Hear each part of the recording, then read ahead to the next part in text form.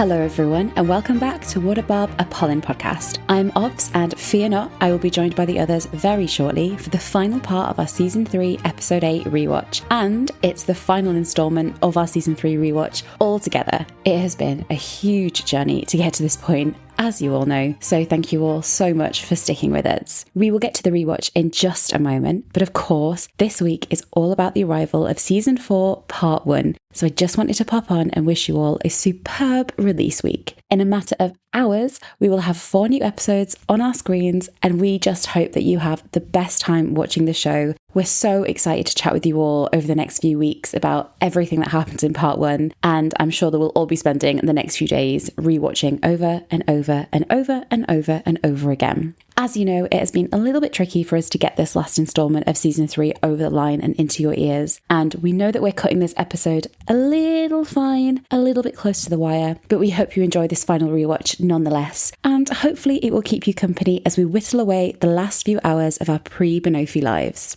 And just a quick note about the following rewatch. We actually recorded this episode back in December, just before Christmas. So everything we chat about is all in relation to what we knew, or more accurately, didn't know at the time. So if in this rewatch you hear us have odd discussions about things that we now know for certain, baby Elliot Bridgerton, I'm looking at you, kid, then please just forgive us our innocent clownings. There have been so many crumbs since Christmas, most of which we've tried our best to cover in our past few episodes. So if you want our up-to-date speculations, they're all in there. Although even saying that, there are still crumbs coming out this very second, which we tragically won't have time to react to for you in detail. But please know that our hearts have been soaring with joy over every recent crumb we've had, from those beautiful Pirate Colin posters, believe me, we zoomed in, the BC promo, and the incredible news that the Finches themselves will be returning for another cheesy season. We couldn't be happier. But for now, we hope you enjoyed this season finale of Pollen's love story. As a reminder, we last left episode 8 just after John and Fran had wed in the drawing room at Bridgerton House. The rewatch will pick up straight away as Penelope and Colin slip into the study for a private chat, a little bit of plotting, and a lot of pining. So enjoy the pod episode, and we will see you on the other side of the masquerade.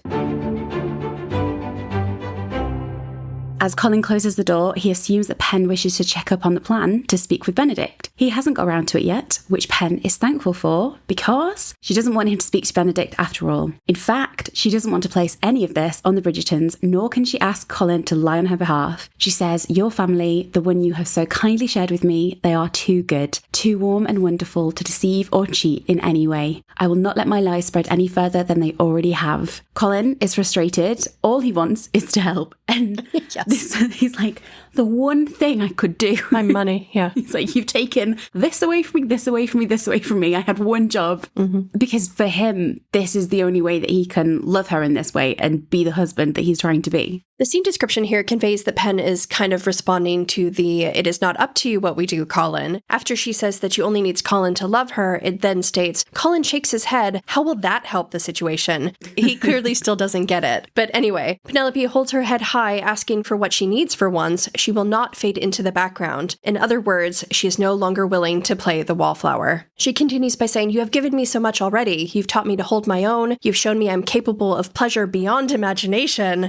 But it is not what you do for me that makes me love you. It is your kindness, your empathy, how much you care. Just being you is enough, Colin. I do not need you to save me. I just need you to stand by me, to hold me, to kiss me." Oh. After Pen's big speech, the script notes that Colin is pained by missing those things, the things that she mentioned. He tells her he wants very much to do those things, but he does not know what restrains him. I think you do. The look on his face, however, suggests that maybe he does know. Mm-hmm. By now, Colin is also aware of what is restraining him, meaning his jealousy, but according to the script, he is not yet prepared to admit it. Our listener G talked about this moment. They said, "Pen talking to Colin after Fran's wedding is one of my favourite scenes in the season. I considered this scene to be the love confession for Pen. Every people pleaser wants to hear those words, and I have to admit, I still have tears in my eyes now when I watched it again. I adore that while she was so willing to lie and make Eloise complicit in her secrets, she cannot, will not, does not want to do that to Colin. That's where she draws the line. There is such growth on her part, and it was incredible to see." It is a very moving moment between the two of them, definitely. Also, as a side note, some of the remarks that Pen makes here weren't in the script. So when Pen praises his kindness and empathy, that wasn't on the page, and neither was her statement, just being you is enough, Colin. Oh, I like those lines particularly because they really tie back to the whole arc of their story and their season together, drawing on those key traits that have, for the whole season, plagued him. The idea of his kindness, his sensitivity, the fact that he is such a lover boy.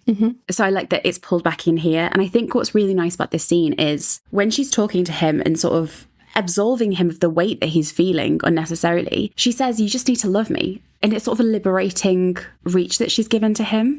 It's like, you already do that. Yeah. So you're already enough. And it's this struggle that, because he's still holding something back, his jealousy, they almost connect, but there's still something kind of missing. But like Pen is all in. Yeah. But Luke talked about this moment actually, and he said that it was a really important moment for Colin. He said, it feels like this was the one thing he needs to hear, because he drew back to the conversation where he said, it's not up to you. And Luke said, that bit always plays on my mind, because when the Cressida drama starts to happen, with the threat of that, it kind of ignites a spark in Colin where he feels like he has a purpose again. He's almost pleased with the drama because he's like, I can fix this, I can do something, I have the purpose. But that conversation washes all of that away because he's lived his life thinking, I need to be the strong man and be in charge and protect people. And she, in such a gentle, calm conversation, is just like, I'm fine. Well, it's not actually calm, is it? He said. They're kind of shouting at each other, but it gets to a really nice moment. And Nicola commented, I love that scene. It makes it really emotional. The scene where we're in the drawing room together and she's like, I love you for who you are, because he's someone who doesn't feel like he's good enough, but he's completely good enough. He's an amazing person who she's always loved, and she loves him for who he is at his core. And Luke added, she's the person who listens to him and loves him for who he is rather than who he's pretending to be or who he thinks he should be. She reassures him he doesn't need to have a purpose. His most valuable asset is just being himself, and she's the first person who helps him to believe that. Oh, very sweet. Adorable. But Pen does have one last trick up her puffy sleeves. She knows that they cannot live with Cressida's threat hanging over them, because there is still something, it's like I say, even though they almost connect here, and even though she sort of shows him the way forward, just living, there is still something holding them back. Right. But what is she saying? Well, listeners, we never actually find out what her grand plan is, because it unhelpfully cuts away from Pen before she can reveal the plan. I mean, technically we do know what she's saying because, like, we see the plan unfold. Right. But I kind of get frustrated after this scene until the end, because you have this really powerful moment where they're almost reconnecting. She's like, I've got a plan. And you're like, great, I've been here for 8 episodes. Let's go. And then it's like, we're cut out of the plan completely. I think this is when the pacing issues become really obvious, because then we have to do this montage where we see the plan being put into action. Yeah. And usually a montage could be pretty useful because it's designed to quickly convey information, and seeing someone prepare to do something could be pretty boring. But in this case, it would have been really meaningful to see Pen taking the steps to approach the queen, who she's been hiding from for multiple seasons, for Colin to kind of support her in that, to see Violet's reaction to Penelope being Lady Whistledown, perhaps because we don't really get to see any of the other Bridgertons, react outside of the bug ball, apart from Eloise, who already knew. So skipping over these moments, which are actually interesting character moments, is a little bit frustrating. Yeah, that's a really good point, Lecky. Quite a few of our listeners also shared the sentiment that this montage, you really miss out on character development. Nick said, we know Colin was at Bridgerton House when his mum got the letter. Did he or Pen plan it so he would be there? I would have loved to have seen Colin helping Pen, or even just being with her and watching her in the run up to the ball, offering to send letters. It could have shown another level of him reconciling his feelings, like another step after reading her letters, by seeing her in action. I think we all would have loved a rewrite of some of these final plotline scenes at the end. And our listener Purple Cat said, I really wish we had seen more of Colin's role in the proceedings leading to that point. Yes, that's it. That's it for me, is that Colin, I feel like we don't see enough of him within these last few moments leading up to the bug ball. And I think we even talked about this at one point, Ovs, that even Colin delivering Penelope's letter to Violet, he just happens to be upstairs at the Bridgerton house and comes down as she's reading it. But it's like, it feels like that might have been deliberate, but you don't really know if it is. And it feels like a flip on the season 1 scene where he comes down the stairs and Violet is holding the issue of Lady Whistledown, and Colin doesn't know what is about to transpire, but it's kind of like a flip on that where Colin comes down the stairs and he does know. But It would be more meaningful if Colin was the one delivering the letter saying, I'm part of Penelope's plan. Yeah. I support her in what she's doing. 100%. Do you know what I mean? Like just little moments that would give us more insight into how Colin is feeling and also show us that they're coming back together. Is he on board with this?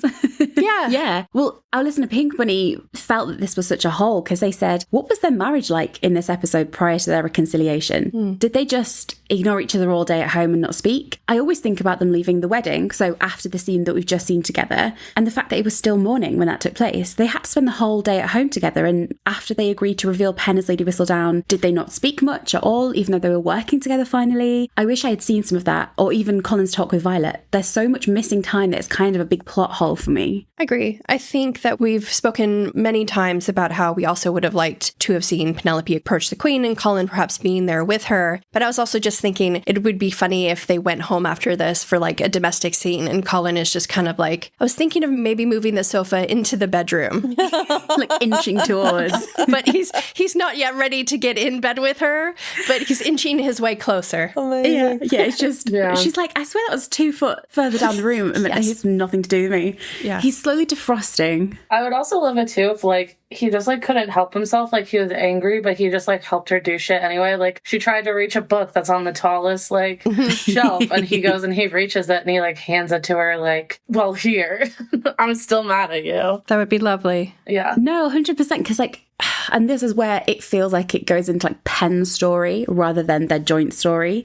And because what they want is for them not to be reconciled until the very last minute. But it does leave this weird plot gap where we assume he's in on the plan, but we have no idea whether he wants to be. It's not like a joint enterprise anymore. I don't want an airplane running moment. I want them to get along. Yeah. You know, like last minute, like, oh, I love you. I don't want that. Yeah. The Bridgerton formula of the last minute like resolution and wrap up is not my favorite. It's becoming very tired. It is. And I still feel like even though they always want to have that formula, there was still like a missing beat in this episode. Yes. You know? Like there just is a natural gap, even if you compare it to season 1 and season 2. And our listener G said, we know that Bridgerton loves the suspense, so that's why we don't see the actual conversation that Pen and Colin have here in the study. They say, it's clear Colin is aware of Pen's plan, but how much did he know? What did Colin and Violet talk about when Pen's letter had arrived? If I could add to one scene in this season, this would be it. But before we get into the little montagey bits, actually, there is one final question to address about this almost reconciliation they have in the study. Nick sums it up by saying, also, the scene ends a bit abruptly with them holding hands. Was there any cut dialogue? Lecky? No. Yeah, no. So we were never part of that conversation. There were those added lines where Penelope praised those traits about Colin that we love so much, but there's nothing missing. And people do think that it was her showing him that she was pregnant, but we think that based on the holding hands thing. Yes. So that's the other thing. A common fandom question is, as you say, Veg, was this the moment that Pen was like, by the way, I'm pregnant? Nick commented on this, our listener Nick, not Nicola Coughlin, and said, I'm personally not of the belief that Pen was going to tell him she was pregnant here. I don't think she even knows at this point. I like to think she's just going to fill him on the plan, and we, as the audience, just don't get to hear it. Yeah. I agree. It's like she did it with Eloise in episode 7, where she pulled her hands towards her stomach. Yeah. I feel like it's like a Nicola trait. Like even when she's alone, she kind of places her hands there. Yeah. Holds her hands there. Can you imagine just being like, I've got a plan. Also, by the way, pregnant. It's like, one thing at a time. I hate that idea. I'm sorry. I just do. And I personally don't think that's what's being implied here. It's got baby trapping. Yeah. And I think we discussed this before, but I feel like it's more meaningful if he doesn't know and he's assisting her or supporting her in this. Yeah, if they both don't know. Yeah, right. The idea of them knowing, I actually think it would have completely thrown them both off, and they wouldn't have been able to make like a meaningful reconciliation if this other emotional beat was hanging over their heads. Right. I think it's more powerful if Colin works through his issues and comes back to Pen without anything else motivating him to forgive her. Yeah. So I hope that the pregnancy discovery was after they reconciled. Yeah. Well, either way, a plan's afoot. Not that we're going to get to see any of it, because we have, as you say, Lecky, a lovely little montage. For a start, there's the amazing shot of Penelope at her writing desk. Absolutely killing it. Well, first she has to get there and she like walks into her room and like her silhouette, she looks so beautiful. Sorry, just gorgeous. Gorgeous. Yeah. Over at the palace, though, the Queen gets a letter from Lady Whistledown and she slices it open. What has Lady Whistledown got to say for herself? Wish I knew. Not a fucking clue. Would be good to know. Yeah. I feel like it's probably a lot of what we see in her actual speech at the Bug Ball. Yeah. But God, I wish there weren't a letter. I wish Penelope was there, and I wish we got to listen to the conversation, or even just a little snippet of the conversation. It would just be so interesting. Also because every other lead had like a direct dialogue with the Queen, you know? Yeah. About much less important things, no offense to this couple. But you know what I mean? I feel like each season they've like discussed something with the Queen or something has happened with the Queen.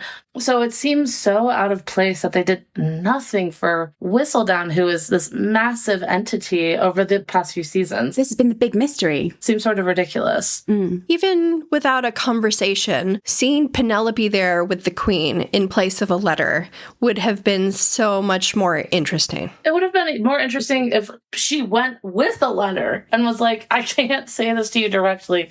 Please read it. Yes.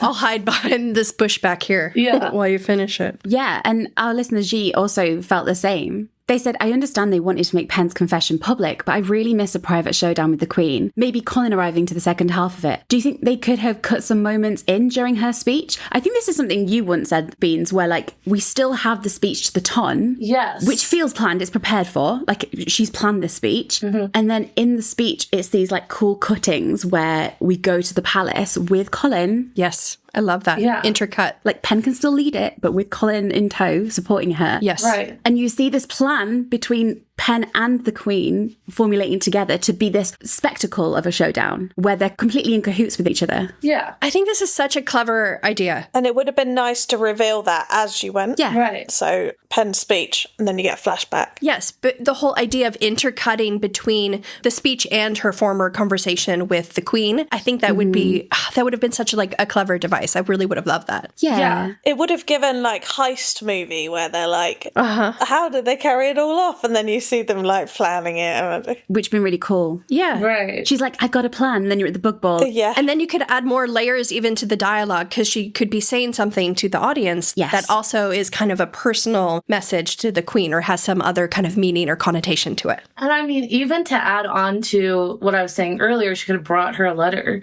She literally could have done that for the Queen, and the Queen could have read that and been like, why can't you say this to my face? You know, it's a sort of like a coming out of the shadows thing. And then there could be this scene where the Queen goes, say this to me, like using your voice. And then it cuts to Pen announcing she's Lady Whistledown at the Bug Ball. Yeah, like Pen delivers a whistle down. Or she could be kind of biting and supportive at the same time and say something like, you have my mercy, but you have the Ton's forgiveness or something like that, and force her into that reveal. Right. Yeah. I just can't believe that after like 3 years of build-up with this antagonism between the Queen and Whistledown that you don't get to see them in conversation. It's like, what? This is what they did. Yeah. Crazy. And I know they're probably going to have conversation in season 4, and we'll talk about that a little bit later, but I don't know. Anyway, over at Bridgerton House, Violet has similarly received a letter. Colin is helpfully already there and tells her she better sit. And much like the Queen's letter, we only get the tiniest glimpse of Pen's missive. But Vench, he's there. How is he looking? It appears that Imagine It With Me Colin has returned to declare, Imagine it with me, Mama. My wife is Lady Whistledown. As he's sporting the same outfit he was wearing back in 302 during the lessons and also in 304 during a study scene. This has come to be an iconic Colin look of the season, so let's all enjoy the final glimpse here. So, of course, we don't actually get to see much of what's in the letter, which is pretty frustrating for fans, I think. Our listener, Lake, commented, I think the contents of the letter was given to us. She wrote quite a lengthy letter to Violet, and it strikes me that the content of the letter was essentially the content of the speech that Pen delivered at the ball. As in, I know it was no laughing matter. In the beginning, I never thought anyone would take my writing seriously, etc., etc. Is this the message she would have written to Violet as an apology for what she did or for what she was about to do? I think that her letter to Violet is way more personal. Yeah, I feel like she would have had like I feel like every time Pen has to explain it to someone, she has to go back to the origin story of being like, I was a quiet girl in the shadows once. But I think maybe the letter to Violet, why I would have liked to see it as well, is because there is a personal element to that. Like, not only are you married into the family and now you're bringing this down on them, but she's hit the family multiple times. Eloise, Daphne, the time she dragged Violet for her love of the alphabet. There's been a few hits. Yes. Lucky, we can kind of see a very small glimpse of the letter on the screen. Could you make anything out? It's very hard to make out, but she definitely is apologizing for like deceiving Violet and for basically bringing Lady Whistledown into the family. Most interestingly, her letter references Violet's wonderful son, which is very sweet. Yeah.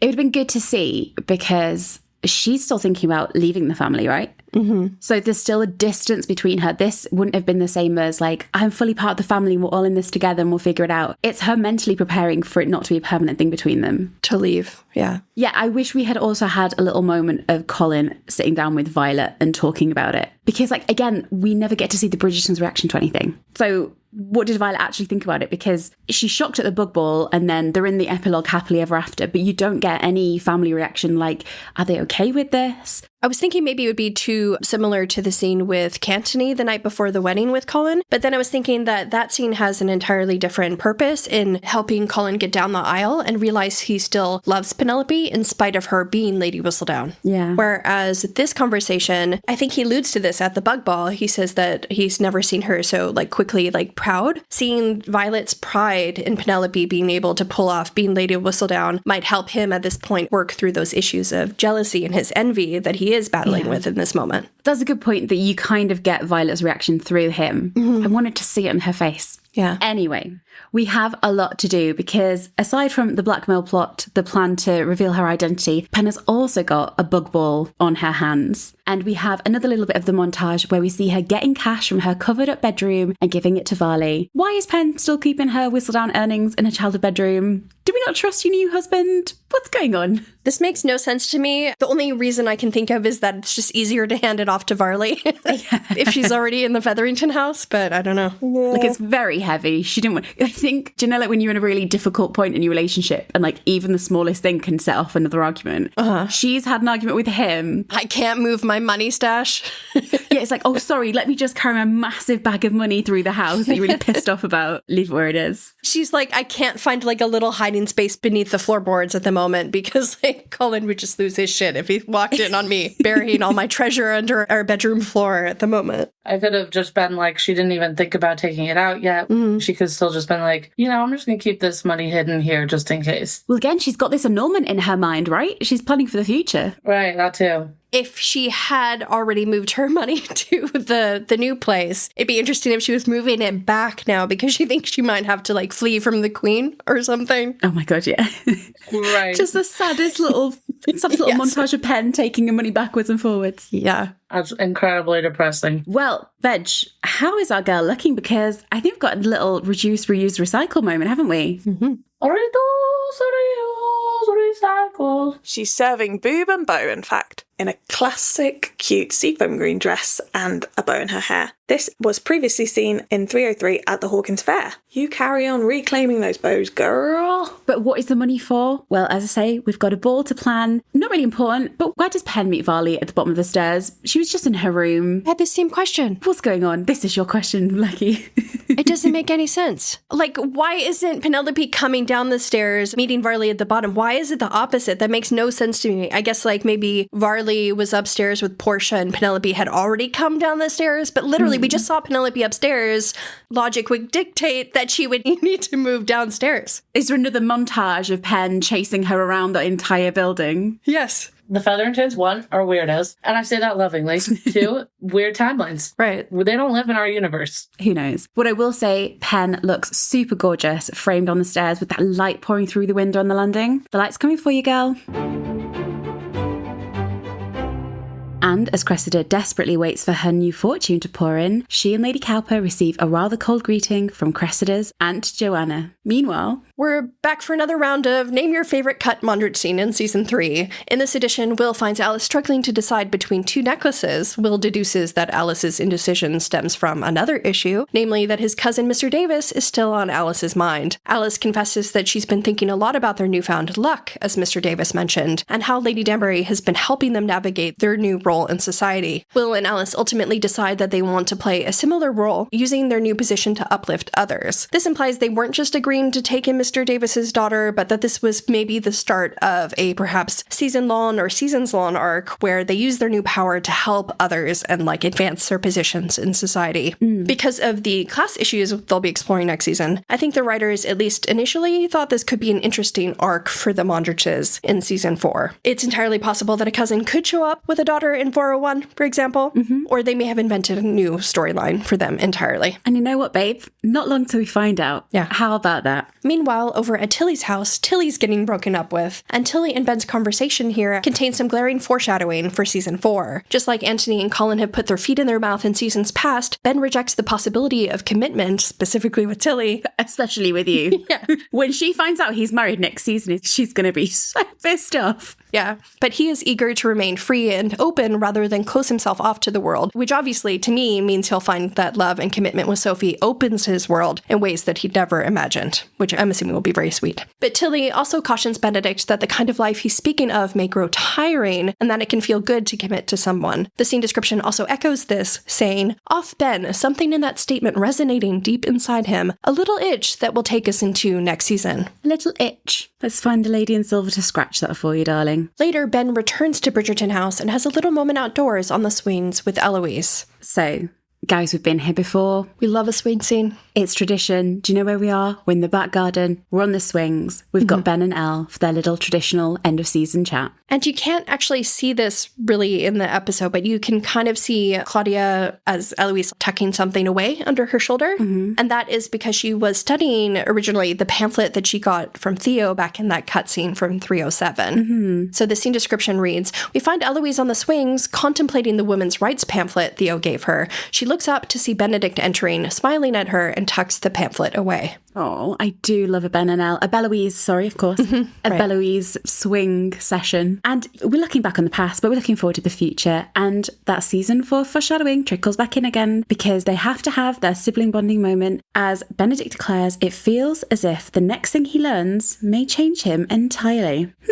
This, I think, was clever editing, but originally Ben and Elle's scene here occurred earlier in the episode, and Ben continued his speech after this point, adding, "Or perhaps what I thought I knew about myself was wrong to begin with." The scene description then hinted that Ben was referencing his connection with Paul and Tilly and perhaps his pansexuality here, but by editing this out and shifting this conversation later in the episode, it instead acts as foreshadowing for Ben's season, or at least stronger foreshadowing for his season. I like it a lot later in the episode. Yeah, same. I love this sort of bittersweet look back, look forward moment. Yeah. You've got to keep having it. And regarding the fact that Elle was initially studying that women's rights pamphlet, I think the reason they cut that is because, again, Elle's decision to change the world, I think it's stronger if it comes from her, as opposed to Theo motivating that decision. But finally, we should discuss the possible implications of Ben's words here, where he tells Elle that they should not wait so long to meet on the swings again. I think they might reuse this in season 4, bookending the season with 2 swing scenes, but that Benedict won't show up in the second one, leaving Elle all alone.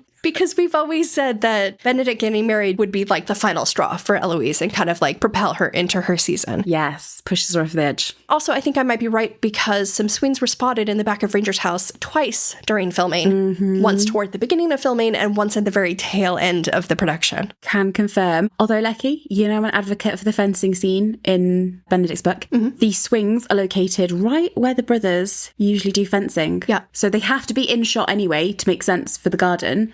So I'm just saying. Yeah. Fingers crossed for sure. Or it would be also funny if at the end of season 4, Ben was like, oh, let me just go meet Elle really, really quickly. I said I'd meet her. Oh, and he goes out and the swings are empty. He goes out and there's just a trail of ink drops. Yeah. Yeah, she's not there and there's just ink stains everywhere. And she's fucked off to Romney Hall. Or just footprints in the muddy grass. Yeah. And do you remember when we were initially watching this, and season 4 was still up in the air? We were still waiting for the masquerade moment, right? When they... Right. He's like, oh, see you at the masquerade. And that was like the, oh my God, it's been decided. But at this point, it was still kind of, it could go either way. It could be Elle, it could be Ben. And this scene had enough ambiguity to sort of keep us in limbo. To be honest, like him rejecting Tilly and putting his foot in his mouth and saying he doesn't want commitment was very much that moment for me. But then we get, like, this reminds me of the hard eye scene because they do the close-up on his face as he's staring off it into the distance. I know you're a Beloise fan, but hopefully not, Lex. No. I just mean in how overt it is. They do a close-up on his face Yes. And he's staring off into the distance, proclaiming that the next thing he learns may change him entirely. And you're like, oh, okay, that's obvious. But there was like that tiniest bit of like room for deniability until we got to the masquerade. And then it was like... There was. But I'm just saying, like, this was so overt. And then we have, of course, like, the scene in the hallway, which was like the final nail in the John's coffin or whatever. But, like, yeah. The endless coffins we can expect. Yes. Oh, my God. You know he might die next month, Lecky. Oh, I mean, well, he's already dead, technically. All right. God, they're all technically dead. You know what? Like, they're not real. That's true, yeah. No, hopefully he'll die in part 2. That's a brutal thing to say, but I can't take apart one death. No, I'm sure it'll be part 2. Oh, gosh. Well. Place your bets. Place your bets, everyone. Ben, Elle, we'll see you on the swings next season, darlings. But guys, get your butterfly wings on. It's time for the, I assume not ugly bug ball, but we've gotta crawl to the ugly bug ball, to the ball, to the ball. Did you know that song? I don't know what that is. No, I don't get that reference. Yeah. I get it. At my dance class, we once did a dance to the ugly bug ball.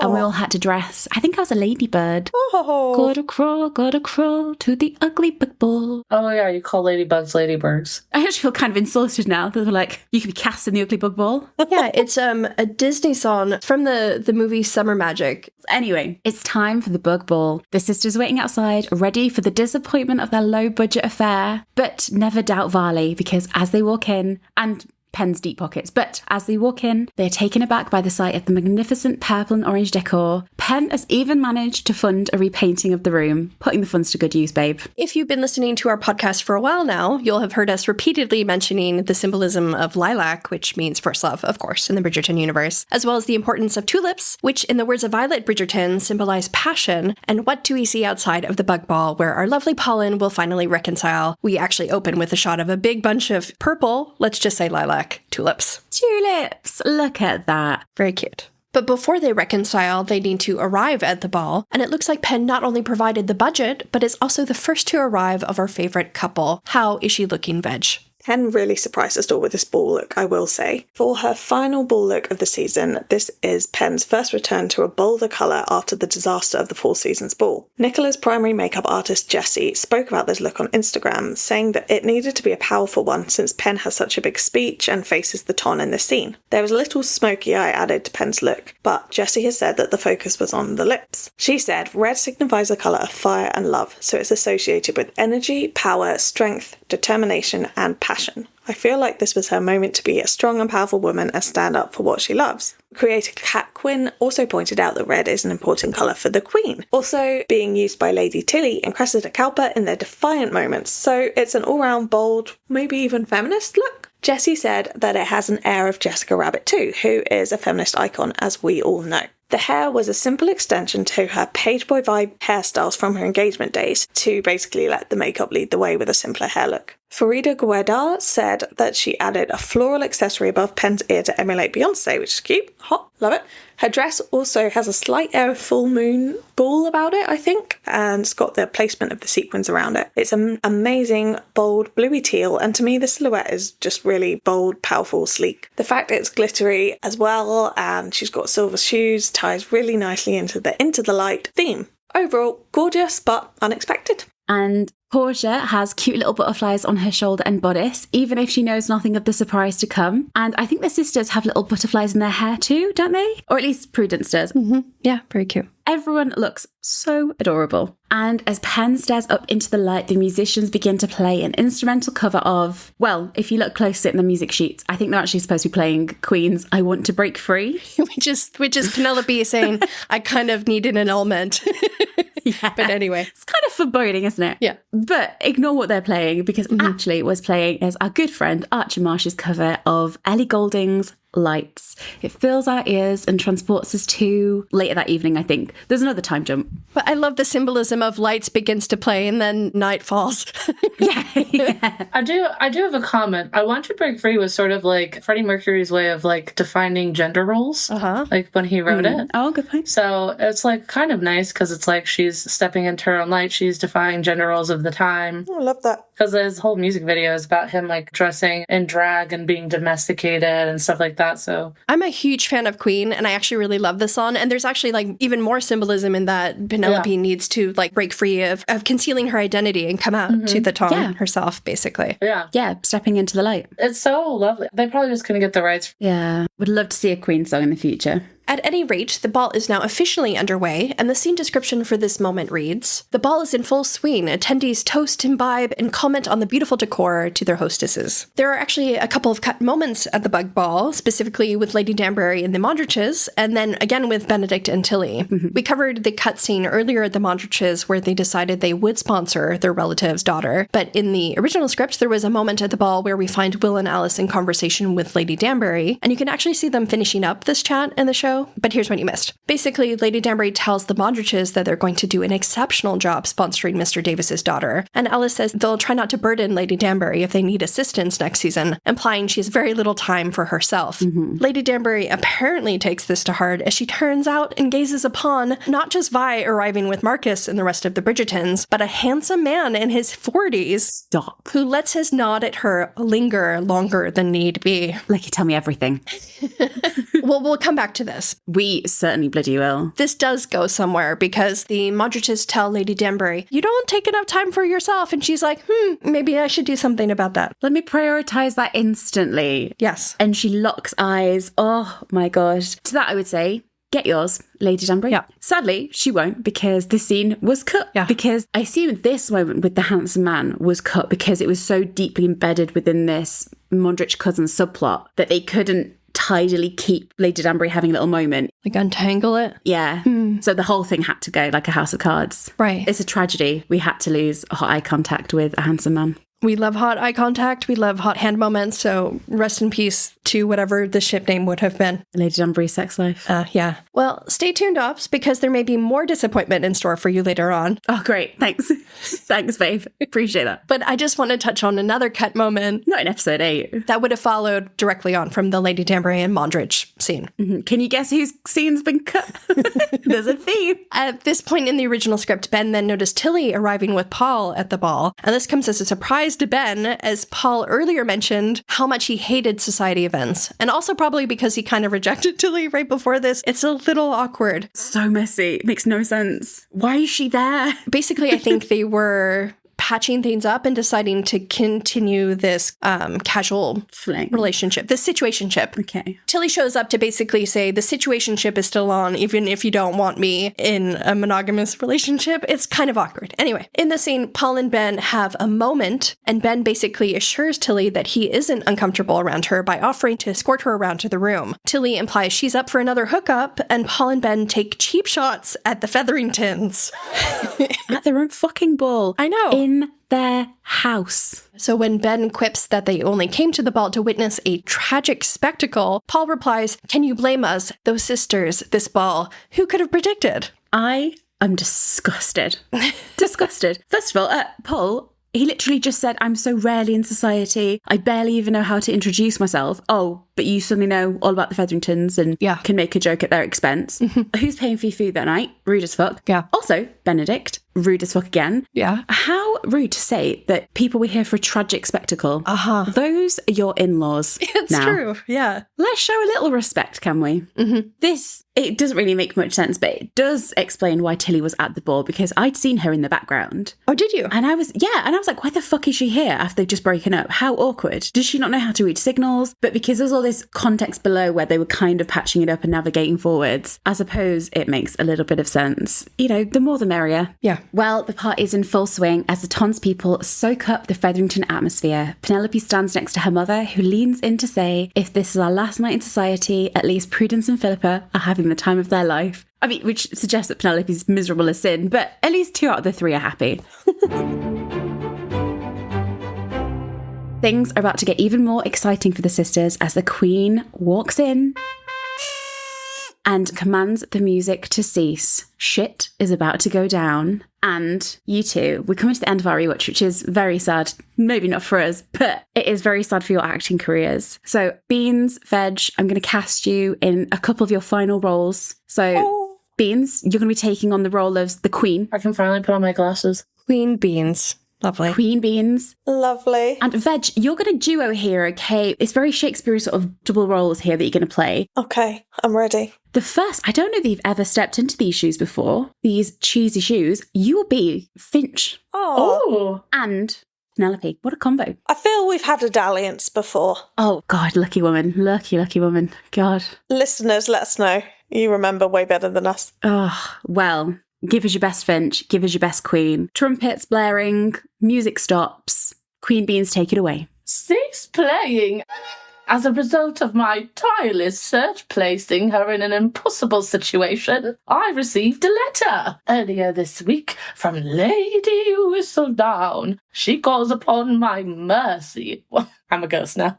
Asking to address you all herself, to plead her case publicly before I pass my judgment. So I turn the floor over now to the scribe herself. Not him. Well, I apologize. And the scene description continues by saying, the Queen looks at Pen, who is now forced to step into the center of the dance floor. There's a loud din as the Ton reacts, all our people displaying a mix of shock, wonder, confusion, but soon it's deathly quiet. Prudence and Philippa are smoldering with disbelief and anger. Pen is frozen until she spots Colin and steels herself. And if you look closely in the show, in some excellent extra acting, one guy behind Pen then mutters, "It can't be," after the Queen points her out in the crowd. It can't be. It can't be. But anyway, back to the grand reveal. Hello all, or should I say, dearest gentle readers. Not the time for a joke, Pen. Not for time for a joke. No laughter. Pen steals herself. Again, I should say. She's stealing herself a lot in this scene. I know it is no laughing matter what I have done. In the beginning, I never thought anyone would take my writing seriously. Why should they?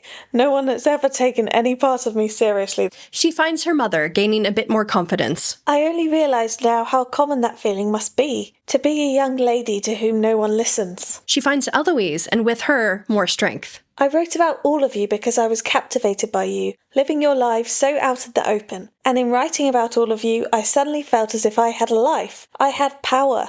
And for anyone in this room who has ever had a taste of that, they should know it can be intoxicating. A glance at the Queen, at her sisters. Oh my God, the look at the Queen. She's like, yeah, intoxicating power, is it, Queen Charlotte? Yeah. And the Queen goes, "Brr." But I was careless with that power. It was easy to cast aspersions from the shadows where I could not be found. But now I see how much courage it takes to live a life out in the open. Penelope finds Colin again, his eyes welling with pride and understanding. It is as if the rest of the room fades away and she speaks directly to the man she loves. Colin. To honour one's weaknesses publicly for all to see, and to know, regardless of the outcome, one always has worth. Now she's ready to speak to her readers, all of them. All of us talk. We gossip. So you guys can shut the fuck up, because you would do what I did. Don't point your fucking finger at me. If you knew how much money you would make. Gossip is information. It forges bonds, especially for those of us who are told so little. But I can no longer conceal the biggest piece of information I have. My identity. Before we continue with Pen's speech, I just want to spend a moment talking about the Pollen of it all. The scene description I just read out provides insight into both Colin and Pen's thoughts. I think it's really interesting that Penelope finds Colin just before she remarks that it takes courage to honor one's weaknesses publicly, and especially to know one always has worth. This idea of worth, and Colin feeling unworthy of Pen, has come up often in part 2, and she's directly referencing Colin in that part of her speech. This scene description kind of confirms this, as it says just beforehand, it is as if the rest of the room fades away and she speaks directly to the man she loves. Before we touch on the Queen's response as well, I just want to point out a couple of differences between the script and the final scene. Firstly, when she says the line to honor one's weaknesses publicly for all to see, she originally would have said to honor one's weaknesses and mistakes publicly for all to see. It's a minor change, but I kind of would have preferred them to have included the word mistakes, especially as the camera focuses on Colin at this moment, who has made many mistakes that he would like to feel absolved from. There would have been a resolution for him in this moment as well. I like the attack, like, made mistakes? Yeah, you, babe. Yes. With your cup of tea. And also for Penelope as well. She's made many mistakes too. So it would make sense for her to mention that here. Yeah. But another big change from script to screen is in her comments on gossiping and her role as Lady Whistledown. In the final version, she says it forges bonds, especially for those of us who are told so little. Whereas in the original script, she would have said, for those of us who have so little. Again, it's a subtle change, but I think this speaks more pertinently to the young ladies of the Ton for whom knowledge, especially of sexual relationships and marriage, is kept away from them. As Penn says, gossip is information, it's knowledge, especially for those people in society who are shielded from key knowledge about their own lives. Whereas the initial line, if they had kept it in, almost seems like commentary about how the Featheringtons have been impoverished for the last couple seasons. However, the biggest change to Penelope's speech is in her next lines. In the final version, she says that she can no longer keep her identity a secret and is grateful for the opportunity to reveal this information. In the original version of the speech, Penelope would have actually said, but gossip can hurt just as easily as it can protect us from those who wish to deceive, and I can no longer engage in deception if I wish to continue. So Penelope was more focused here on the pain and damage caused by gossip and caused by her own hand. It would have been a nod to Penelope's true motivation in revealing herself as well. She needs to protect those she loves from the ricocheting damage of the blackmail. Not only that, but Penelope has reached a point where she no longer wants to lie and force those she loves to lie, and if she wants to continue, which she does, she has to come clean. And also, I feel like removing the line about wanting to continue was smart because she doesn't know at this point that the queen will let her. Yeah. Anyway, changes aside, the scene description continues by saying, Penelope basks in the feeling, the relief of being public. She sees the begrudging respect on her sisters' faces, and then she pivots, kissing the rain. Not literally. That is why I'm so very grateful to our queen for forcing me out of the shadows with her most cunning scheme. If she affords me the chance to continue, I mean to aim my quill more responsibly. That is my repentance and my plea. There is a long, painful, pregnant pause. Some of the Ton appear moved by Penn's speech, while others crackle with resentment. But everyone seems to be waiting to respond, waiting for the Queen. What cue shall they take from her? Queen Charlotte considers. She's finally about to speak when she locks eyes with Danbury, recalling their earlier conversation. She seems humbled, but we will be watching that she remains so. And what is life without a little gossip? Woo! With a sneaky little smile Penn's way, the Queen turns to go and her entourage follows behind. Penn is in disbelief. Our listener Lake commented on this little moment that Penn and the Queen have at the end, saying that Penn ends her speech with flattery, thanking the Queen for forcing me out of the shadows with her most cunning scheme. The Queen even gloats as Penn says this. She turns to the Tom with a smirk on her face. But Penn is not a novice anymore, and she has learned from her mistakes and knows that moving forward, she's going to have to flatter the Queen to stay in her favour, and is basically going to have to watch her step. There's also an interesting moment in Penn's speech where she talks about power being intoxicating, which makes the Queen square up defensively. At the same time, Penn then follows up with, I was careless with that power. Can we assume there will be some danger to Penn now and she can no longer afford to be careless? It's not just about writing gossip anymore. There will be a balance of collecting and delivering the gossip, all quite publicly, that flatters and entertains the Queen while keeping the Ton from wanting to tar and feather her. It's an interesting point. I think the whole speech, she is so playing up to everyone. She's very in control of the situation. Yeah. And there is that flattery of the Queen at the end, which the Queen is so receptive to. And Golda talked about this to Dum, and Golda felt that the Queen's fast acceptance, because that's another thing a lot of people picked up on, that she just goes, okay, no problem, carry on writing, with very little pushback or discipline or punishment or anything like that. But as the script explains in this scene, there's kind of like a callback to that earlier conversation with Lady Danbury. So like she's been reflecting on this idea of, does she really want to silence Lady Whistledown for some time in the background before the scene even happened? Yeah, maybe if the Queen hadn't had that moment with Lady Danbury, she'd have gone in full force, like off with her head just for something to do, not as punishment, just as entertainment. Yeah. Whereas, as you say, Lady Danbury's words are like, do I want to end the game or do I want to see where the next level of this game is going to take everyone? Golda said about this fast acceptance that it comes down to a hunger that the Queen has felt all season. She's craving a new taste, a new smell, a new fragrance, a new diamond, a new stitch in her garments, a new flower on her head. It's about freshness. So essentially, she's more intrigued by Penelope's reveal rather than threatened. I mean, at least for now. But Golda continued that, unlike Cressida, the Queen thinks Penelope is the real deal. As we saw in Queen Charlotte, the monarch prizes talent and determination above all else. There's a real deep respect for the woman who has been in the shadows, but has created great power for herself through writing this publication. There is a deep understanding of what the woman has gone through. There's a deep empathy that Charlotte has for Penelope. Although Golda conceded that there's a power struggle that could easily spill into season season 4. I really like that insight from Golda, but it's like, I would have killed for a scene between them where you see the Queen have that moment. Yeah. Where Pen stands before her, and something about the way Pen presents herself, the Queen resonates with so deeply. But Calder did make a good point about season 4, because although it looks like it's neatly tied up with a bow here, that's only for the end of this season. So the frustration we feel with like a really quick acceptance and not much push and pull between the Queen and Pen is only at this point, and it's how much of that is going to continue into season 4. Yeah. Golda hinted that struggle, that power dynamic, might actually be a storyline for us next year. She said, what's the dynamic going to be? Who is going to be in control? I don't think anybody will be in control, because that's where the fizz is, isn't it? That's where the heat is with these two characters. So Golda's basically saying that although the Queen is impressed by Pen here, there's plenty of room for this honeymoon phase to stutter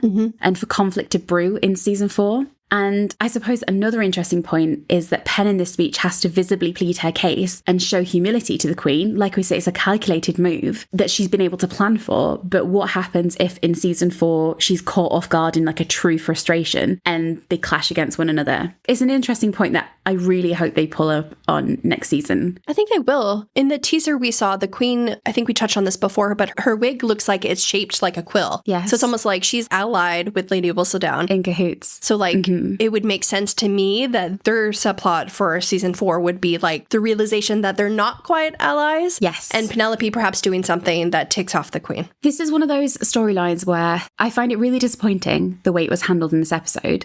But it's almost like, maybe do we trust the process? And like, maybe after season 4's happened, we watch back this whole thing and we're like, oh, there was a really satisfying storyline in season 4. Yeah. So when you watch this, you're like, oh my God, we know what's coming. And it makes this more interesting, because at the moment, as it stands, it feels rushed and incomplete. But I'm hoping that there's something next season that extends the story and allows us to have those one-on-one moments where they have real conversation that dig into everything that was missing for us here. Yeah.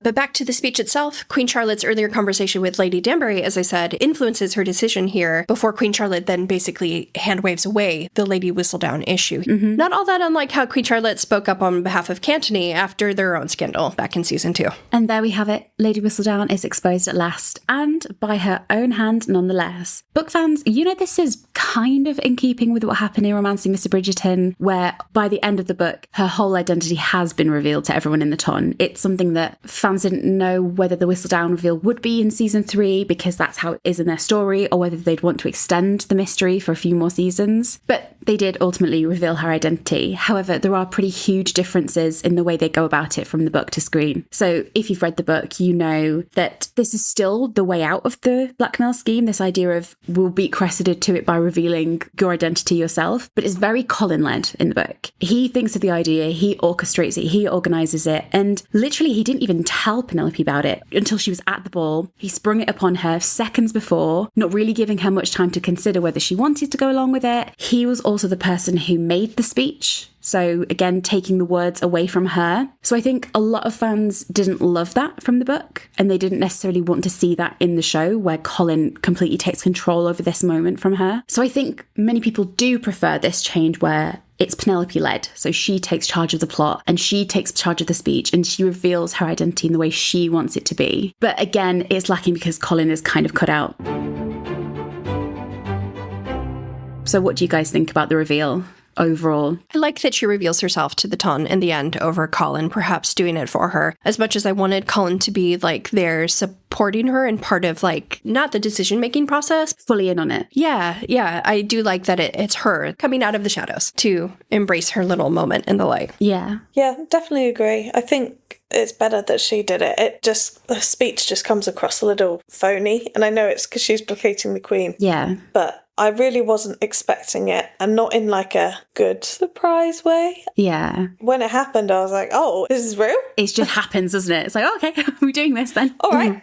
Because you're missing that behind the scenes of how it was set up, don't you? Yeah. Yeah, that's it. I think that's kind of why we earlier we're talking about the idea of intercutting between those scenes would add another layer here, which would make Penelope seem even more clever. And then there's also something to be said for if she hadn't revealed herself to the Ton, that also could have been interesting. But if the Queen knew, but perhaps the rest of the Ton did not. Yeah, and the Bridgertons, I thought we might end up with the Queen and the Bridgertons knowing, but that was it.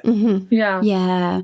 I think I kind of would have liked that. We wondered a lot about that before the season. Like, obviously Colin would know, you'd hope, wouldn't you? And then the closest, like the older Bridgertons knowing, and then the Queen being in on it, and then navigating through. But I suppose the issue would be that when she eventually did reveal herself, that would be a big moment that would take away from like the lead of whichever season that would be. It's like a major plot point. Maybe, but it also would have kind of appealed to the Queen, because I think we also discussed this idea before, that the Queen could have said to the Ton, I have caught Lady Whistledown, but I've decided to show mercy and not reveal her identity to all of you. But I've won the game. And like, if Penelope was in on that, like saying, you could reveal that you've caught me, giving the Queen that victory would also have been interesting. Knowledge is power, right? Yes. No, I know who she is, you don't. And that would have cut off the Cressida situation too. Yeah. Because she would have been able to go against the Queen. Yeah. Steal the power from her. Because we'd have had a moment where the Queen would have been like, I know who it is. I know people are threatening her. Anyone threatening her is threatening me, so knock it off. And that would have silenced Cressida. Right. Exactly. Yeah. And that's another way to hand wave away this situation and get rid of the blackmail plot. Yeah. I think that would have been interesting. Yeah. It's a funny one, isn't it, the speech? I do like what she says. I really like the recurring theme that you touched on, Lecky, of light and shadows. I mean, that's been through the whole season. It was literally out of the shadows into the light, and the physical space really represents that. So she steps directly into the light and it's very stark and bright on her. And I like that she does step into the center of her own accord and turns around, and you get glimpses of reactions, mostly of those who are closest to her. So you have this shot where you're over Colin's shoulder watching her. There's really lovely moments from Prudence and the Finches. What I always think about this scene is because she has like her like younger voice on again. And I think we've had this debate before where I think I've always seen this as like this is a very calculated speech where the persona that she steps on has been very thought through. So she's humble, obviously, to the Queen, but I think the way she presents herself to the Ton is very calculated. She knows how to play them, right? Right. And she's had to sort of navigate. This is the first time she's combining her own voice with Whistledown. So it has to be carefully constructed to appeal to the Ton.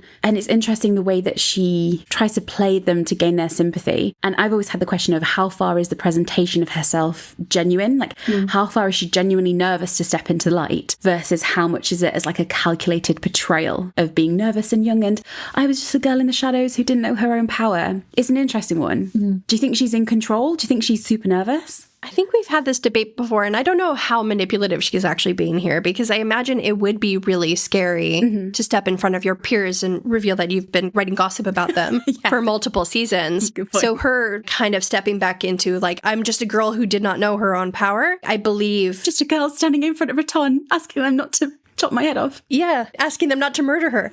Please. But I believe her being more meek and coy here. Yes. I like the idea of like genuine nerves, but with a very carefully prepared speech. Yeah. And it's that merging of voice and the medium of speech, right? She's used to writing, but how is she with using her factual voice in this space? I'm going to say something controversial. Oh, Go for it. I didn't think it was grand enough. What would you have wanted? I just would have wanted the Queen to tease a little bit more, you know? It just kind of felt like, here we go. It just happens, doesn't it? Yeah. That's the thing. It's so quick. And there's like, Yeah. I know what you mean. She just walks in. She's like, you know what I'm going to do? Reveal her. There's no build-up. There's nothing. Right. And then she storms back out again. It's like, have you got somewhere to be, babe? I would absolutely love if they replayed the first episode in the last episode where the doors open up and Pen's wearing that green dress, right? I would have loved if the Queen was like, here she is. Oh, that's lovely. Yeah. If they planned a grand reveal, yeah, that would have been cool. That would be fun. Right. And what's his name? Bobbins. Who's her sidekick? Brimsley. What the hell? What did you just call him? Bobbins? I call him Bobbins. I don't remember his name. What's his name? Brimsley. Brimsley. Oh my god. How many episodes in? Fucking hell. Oh, I love that, because that, again, is them in cahoots, right? Mm-hmm. Yeah. I think this is what's lacking in episode 8, is it just doesn't feel like a finale. Right. In a lot of ways. Even like the Pollen dance we get to. Because I need more episodes. There was a cutscene in episode 5 where Tilly entered the engagement ball and she came down a bunch of stairs, and it was kind of like a Cinderella moment. And I was like, They probably cut that because they didn't want to have a Cinderella moment for somebody else, especially Benedict's former love interest. But from what we've seen of the Masquerade Ball, Sophie doesn't get the Cinderella moment coming down the stairs. So I guess they could have given Penelope a moment of the doors open, she casts off her cape again, comes down the stairs to be revealed at the dawn. Yeah, I just wanted a bit theater, you know? Yes, yeah. Like, Yeah, agreed. when she walks in and then turns and points at her, it's done so quickly, and you want it to like hang in the air for a moment. Yeah. And then it's like big, We could still have incorporated the Debling. Oh. What the hell is this man's name? Debling? No. Debling? No. No, not Debling. Brimsley? No. Colin? No. Finch, Dankworth. Finch. We could have included... The reason why is I only call him Cheeseman. Right.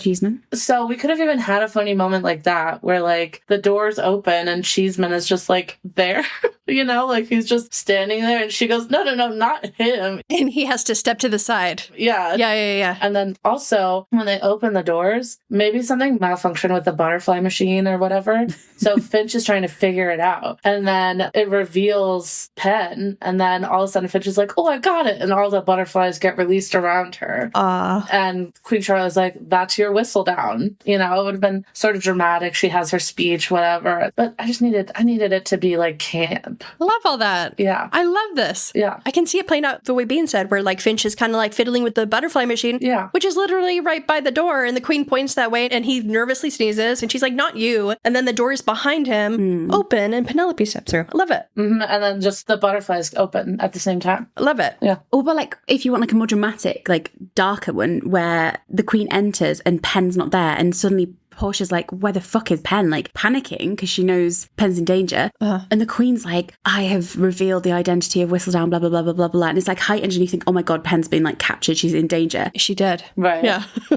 And then you have that theatrical moment where she reveals her. Right. And then Pen walks down with the power of the Queen sort of on her side in cahoots. And it's this big dramatic moment. It does just feel a little bit flat in the way it's done. And then, like, afterwards, the Queen could walk up to Danbury and be like, oh, that went better than I expected. You know, like, she quipped. Like, she's like, oh, that's, like, even better than what I had planned. And Danbury just, like, taps her cane and is like, exactly, you know?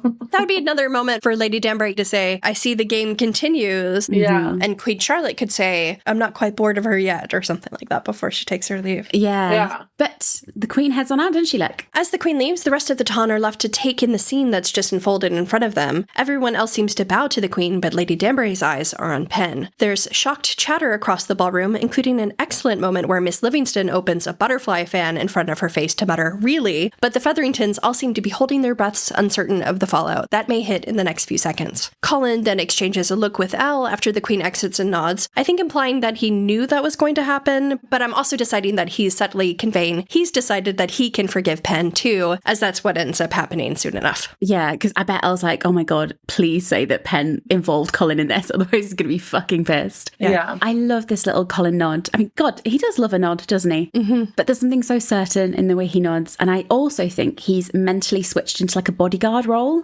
because no one knows what's going to happen once the Ton do catch their breath. Violet looks at him and he sort of mentally and physically prepares himself as if he's going to jump in. Yeah. He's like, I will let you have your moment and you can have that and you can do it all, but I will be there for whatever the fallout is. Although our listener Nick said, Colin not interacting with Pen for so long at the bug ball was sad. My headcanon is that Pen had asked Colin to arrive with his family and stay away from her in case the confession went badly. She wanted him and the Bridgertons to have plausible deniability over Whistledown in case the Queen decided on punishing her and anyone who knew. That's a good point. Again, I think this wouldn't have been so much of an issue if we saw more of Colin in the moments leading up to the bug ball. Yeah. That's what I thought too. Mm-hmm. Anyway, the Ton still seem too shocked to demand Pen's head on a platter, but no one really knows what to do instead, and there's a slightly awkward atmosphere in the ballroom. Thankfully, Philippa has the perfect way to break the ice. Now, Varley, The bugs! And the scene description for this moment reads, Varley nods and rushes behind a wall of flowers, and then we see the bugs. A swarm of beautiful butterflies are released, filling the airspace with a dazzling kaleidoscope of colors. The tension of the moment is broken as people burst into applause. Is it just the butterflies, or some surreptitiously using the moment to show their appreciation of Whistledown? A few well wishes smiling Pen's way confirm the latter. Pen beams. She shares a look across the way with Eloise, the two of them smiling at one another. Sisters. Oh, the bugs. Guys, butterflies everywhere. Obviously, we know the symbolism. For a start, they've always been associated with the Featherington family, and this is like their triumph. Yeah. I know Porsche was like, this might be our last night, but let's go out on a bang. But it's this really celebratory moment of how weird and quirky the family are. This like beautiful arc they've had throughout the season. And of course, the butterfly symbolism is associated directly with Penelope too, because butterflies are the symbol of Psyche. So it's like a nice full circle into the family side of it for her, and then her love story. This is kind of interesting to compare to the book, because this is kind of the only reaction for the Ton we get to see. Yeah. This massive revelation. Yeah. So in the book, if you remember, guys, cast your minds back, Colin makes his speech and he's like, to my wife, Lady Whistledown. And the book says, for a moment, there was nothing but silence. It was almost as if no one even dared to breathe. And then it came clap, clap, clap. Is this a golf clap? Oh no, this is a sarcastic clap, isn't it? Yeah. Why can I not know what fucking golf clap is? Golf claps are like polite claps. They're like... Yeah. Whereas this is like the slow dramatic clap you would see in like a 90s rom-com. Yeah. Yeah. Which tracks with when the book was written, right? Yeah. Mm-hmm. But the book continues, slow and methodical, but with such force and determination that everyone had to turn and look to see who dared to break the shocked silence. It was Lady Danbury, of course, Queen. And then someone else began to clap. Penelope jerked her head to the side to see who? Anthony Bridgerton, and then Simon Bassett, the Duke of Hastings. Who the fuck is that, guys? Don't remember the guy. And then another and another and another, until the entire room was cheering. Penelope couldn't believe it. Tomorrow, they might remember to be angry with her, to feel irritated at having been fooled for so many years. But tonight, all they could do was admire and cheer. So that's how it is in the book. And you kind of get this in the show with like the clapping, but it's like, it's not direct applause for Pen, is it? I mean, they're just loving the butterflies. Yeah. What I think is interesting is that the show doesn't have that open admiration for her, but what it shares with the book is this overall question mark about how the Ton are going to react. And it's very much a question mark. And I think the Bug Ball can be summed up by how the book depicts events, as in tomorrow they might remember to be angry with her, but for tonight they kind of forgot. Yeah. Because I know a lot of people are really frustrated at like the lack of reaction from the Ton after this years and years of build-up and malice towards her, to then they clap at some bugs and it's like, is all forgiven then? Is that it? Yeah. I guess. Yeah. I believe it because this isn't an arc that finishes here. Obviously, we're going to see it carried forward into season 4. So makes sense to me. And that question that like, today they're happy and they're on the Queen side, so they're falling in line. Yeah. But what happens when more scandals break and they start to sort of remember everything that she's done? It's going to be interesting. Yeah. In my head, I envision like when the Tin Man is like, the witch, you know? Yeah. Like I do have like that vision. I just feel like there would have been a couple of people that would be like, hey, you ruined my dad's business. Yeah. You know, like maybe a couple things here and there. The ruined Modiste comes back. Yeah. Oh my God, someone please rewrite March of the Witch Hunters with March of the Pen Hunters. I feel like there would have been like a couple of questions, you know, like just a casual like, well, what the fuck, you know? Yeah. Like, okay, that's crazy. Also, like, I still really would have loved a reveal to just the Bridgertons alone, because I needed Antony's reaction, like them in a big room and then Hyacinth and Gregory listening through the door or something. His reaction would have been hilarious. Yeah. Purple Cat literally said this. She said, I was a little disappointed we didn't get more of the Bridgerton family reaction to Penelope being Whistledown. Right. I would have loved a scene where Penelope and Colin, or even Colin alone after that bit with Violet, actually tell the family and lay everything out. I know the show was going for Penelope finding her courage and stepping into her power, and I do love that, but I really wanted to see the weight of it land on the Bridgertons themselves. If you could change the reveal, what would you have done differently, and how do you imagine each member of the family would have reacted? Such a missing piece. I mean, thinking of courage, I don't think Antony would have had the best first reaction. He would have been the last person to know, because he always is. I mean, he's gone to India, babe. He's on a boat. Right, that too. He's going to find out months from now. Right, and I know it was scheduling conflicts. Jonathan Bailey was filming Wicked, whatever. Very important. important. I feel like that specific scene would have been so important to Colin developing his own courage when it comes to love, self-expression, whatever. Yeah, he has to protect her and defend her, even if he doesn't agree with her. Because Anthony would be like, you can't marry her, you know, like, this is crazy. What's it going to say about us? Blah, blah, blah. Because I feel like that would be a very Anthony move. And then Colin would be like, nah, fuck you, bro. It would force him to confront how he felt, right? I don't know if I would have even needed to have heard dialogue from the Bridgertons reacting. Just a pan across of their faces.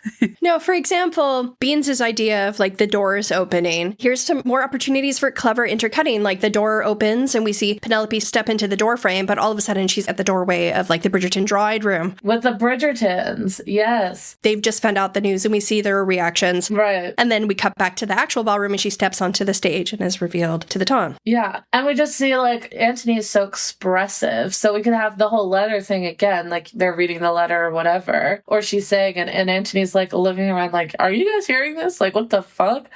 Or like Kate keeps him in line, like she hits him with her elbow. Exactly. And then you see Hyacinth beaming because she's just always been like so in love with Penelope and stuff like that. So just like quick shots like that. Cut back to the ballroom, carry on with the reveal. Right. It could have been so dramatic. Yeah, it's just a complete lack of reaction from anyone, really. Like, what drives me crazy is you don't see the Queen's initial reaction. Yes. You don't get like a verbal reaction from her. She doesn't say anything. No, she like slices open the letter, looks down at it and is reading it, and then she kind of looks up and like reacts, but it's kind of surprised, but it's not really a significant reaction. And there was like so much build up. And so these are the key people who you need a reaction from. It just would have been so much more interesting if like she looked at the letter and then the camera flipped over, like turned. Penelope was there. Somebody. Colin. Anybody. Yeah, that was really, really missing from this episode. I don't know, it's just a really frustrating. I think Purple Cut, you're completely right. It's definitely something that's missing. And it's interesting what you guys were saying about Colin having to partially explain that because he's in a bit of a sticky spot with how he feels and having to defend the woman he loves.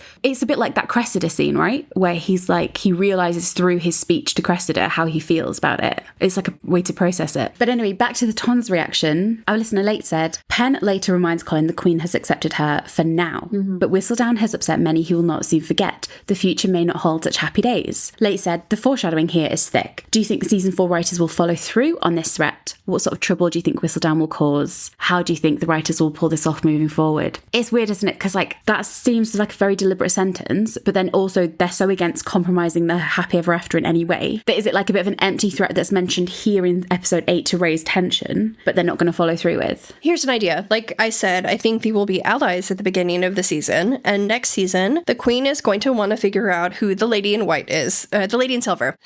She's not a ghost. The woman in white, get Wilkie Collins involved. She wants to figure out who the lady in silver is, and Penelope, if she eventually learns the lady in silver's identity, maybe she will not want to reveal her to the Ton. Might protect it. But she can't reveal it. Yeah, it would jeopardize Sophie's safety in some way, or potentially how things play out with Benedict. Right. So maybe the Queen will be angry that Lady Whistledown is withholding information from her or something. And it'll also be a cat and mouse game between Benedict and Pen because they're living, I mean, they're family. They're not living together, but like, so it'll be like, I have to protect my family as well. And then the Queen could like chip back, well, you know, you didn't do that before, you know, it's not like you've been above that. Beyond that, it could also be that the Queen is like trying to dictate what she writes. Yeah. Instead of like Cressida in that cut dialogue that I mentioned, she initially wanted to influence what Penelope writes, maybe save that for the Queen instead, and Pen fights back on that or something. Well, our listener Kate said, the biggest problem with this episode to me is there are absolutely no stakes to the Whistledown reveal. We've been building the mystery of Whistledown's identity for 3 seasons, ramping up the rivalry with the Queen, and told the Ton will rip Penelope apart if they ever find out. But when Penelope finally confesses in front of everyone, we get no reactions before the bugs are released. It makes it feel like none of the conflict in this season or the prior seasons actually mattered. Yeah. Do you think there will be any fallout for Pen in the 4th season? Will we finally see some consequences? I think they will carry this through into season 4, but the lack of consequences here don't bother me. Like I said, this very much feels like the Queen approving of Cantonese relationship in season 2. Yeah, just waves it away. You need this moment to get Pollen's happy ending, the Queen's approval. So it doesn't bother me.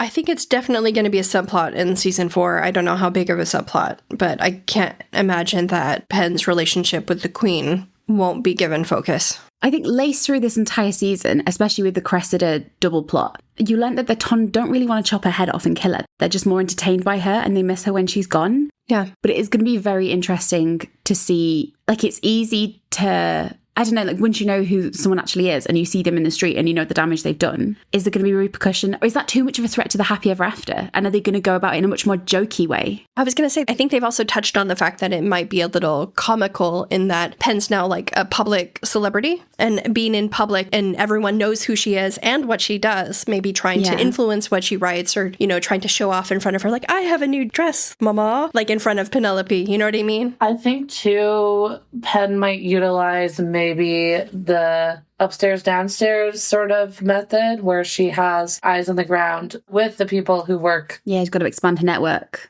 To conclude my thought about the Ton's reaction, as we said, this is possibly, of everything that happened in season 3 and the problems we have with it, this is maybe where my opinion could change the most, depending what happens next season. If we get a really fulfilling storyline in season 4, I think I'd look back on the reveal and not be as bothered because I'm like, this is just sort of a cliffhanger to something else coming after it. Whereas the other problems in season 3, I don't think they can be fixed in another season. Do you know what I mean? Like, they kind of were done and we live with it. Yeah. But, Lecky, can we get back to that ballroom, please?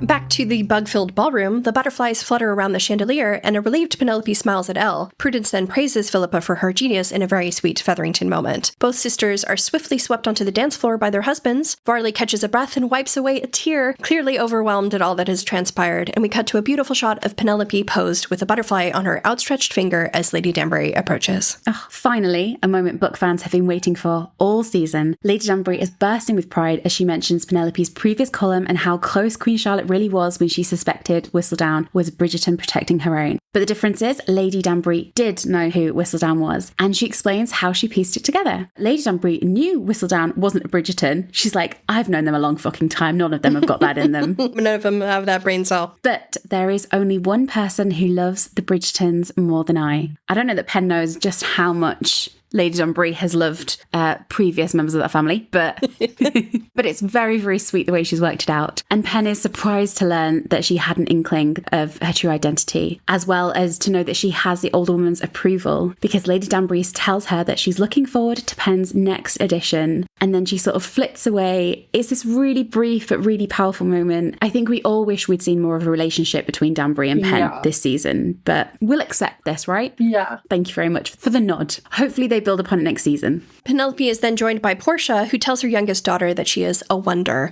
Pen replies that she could not have done it without her mother's support and that the family will now be secure, because Walter Dundas Esquire will believe the Featheringtons' money came from Pen's writing. It is, as Penelope says, time for the family to do better. Portia lovingly strokes Penelope's cheek, whispering, "My girl," before noticing Colin in the background. They definitely have a conversation on their hands, so Portia leaves them to it. But Portia, Polly, is so good in this scene. So sweet. This scene. Yeah. Oh God, she crushes it.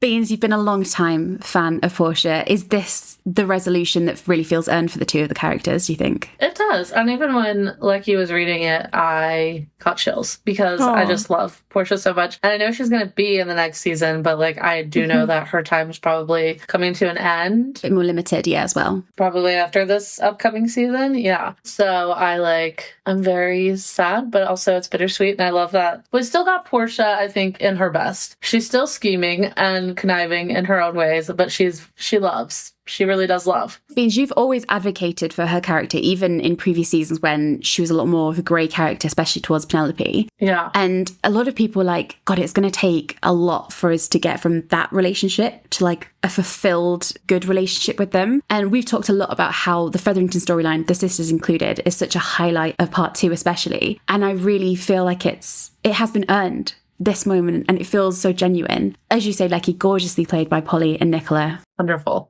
But I think we have one final reconciliation to make. Colin, you're at Babe, at long last. Colin is wearing a non-reworn waistcoat this season, which is a delight. He's got a shimmery waistcoat on under an otherwise dark outfit, which is a navy and black coat with a dark cravat. Costume designer Dougie Hawkes shared a better look at the outfit on his Instagram, telling us that the print of the waistcoat is meant to evoke butterfly wings. It's also dappled with yellows, gold greens and teals, so kind of a perfect mix of the Featherington and Bridgerton colours. I love how it's a super smouldering look, but it also has a touch of love for Pen as he's kind of subtly matching her. I love the shot of Pen sensing Colin behind her and then she turns to face him. Remember, we haven't seen the two of them interact since the Fran wedding, and although Colin was clearly in on the plan, we have no idea how the land currently and truly lies between the two of them. Colin gives her another nod, God, he's always bloody with the nodding, and walks towards her. Beans, veg.